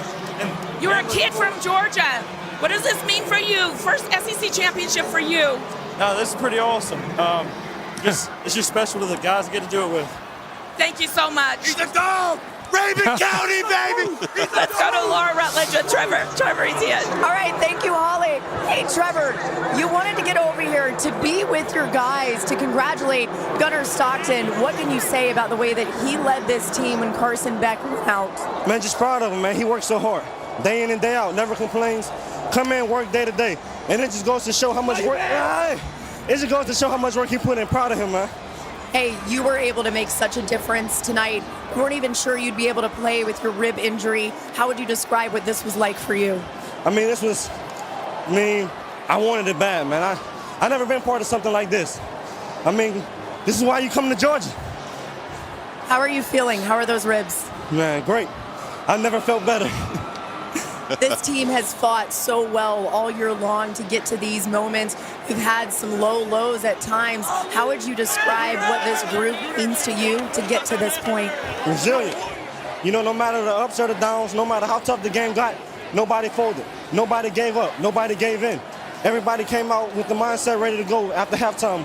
We were down 6-3. Nobody showed any sign of weakness. And that's just what I love about this group the most. Congratulations, Trevor. Thank you. Chris. Went to Florida, did not work out there. Transfers to Georgia with a championship in mind. Wasn't even sure he was going to be able to play. Ends up Kirk with 16 carries, almost 100 yards, and 2 more touchdowns against Texas to go with the 3 that he had in Austin. How about his mom looking down? Have you ever heard a more humble interview in your life from a guy that comes in and sparks his team?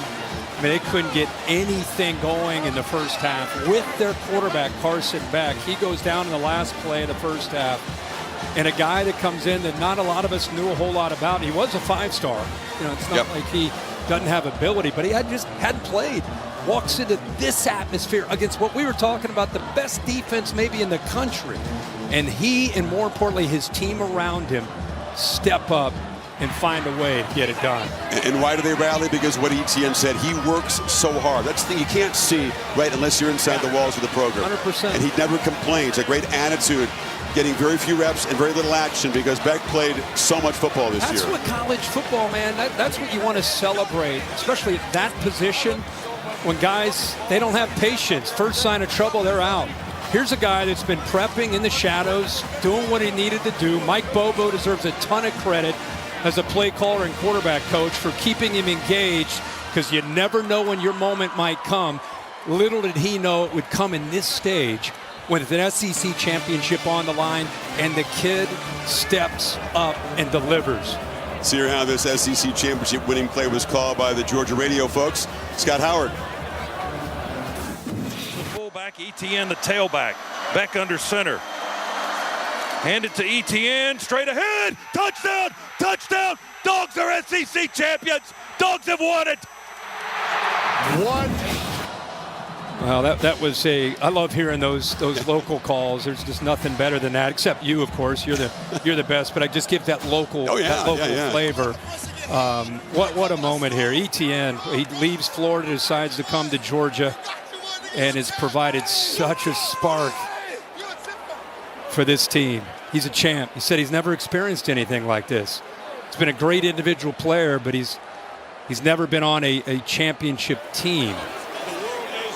What a moment for Stockton. He engineered 7 drives, Kirk, in the second half. 2 of them for touchdowns, 2 of them for a field goal, and the winning points there in overtime. And for Texas, what could have been 11 flags, 2 missed field goals, sacked again 6 times, had their moments, had some drops. But at the end, it's Etienne and that offensive line getting it done. So Georgia, as SEC champions, will get one of those top 4 seeds and a bye until New Year's Day, most likely in New Orleans. That's where the SEC champion is targeted. Texas figures to host a playoff game That'll be determined tomorrow when the rankings in the bracket is revealed. What a classic, the first ever SEC overtime championship game. Bill Bonnell produced it. Jimmy Platt directed it for everybody, our entire crew here. Kirk, Kali, Laura, and Bill Lamagna. Chris Fowler saying so long from Atlanta. Dogs on top. Back to the studio. Thank you for watching this presentation of the Southeastern Conference on ABC.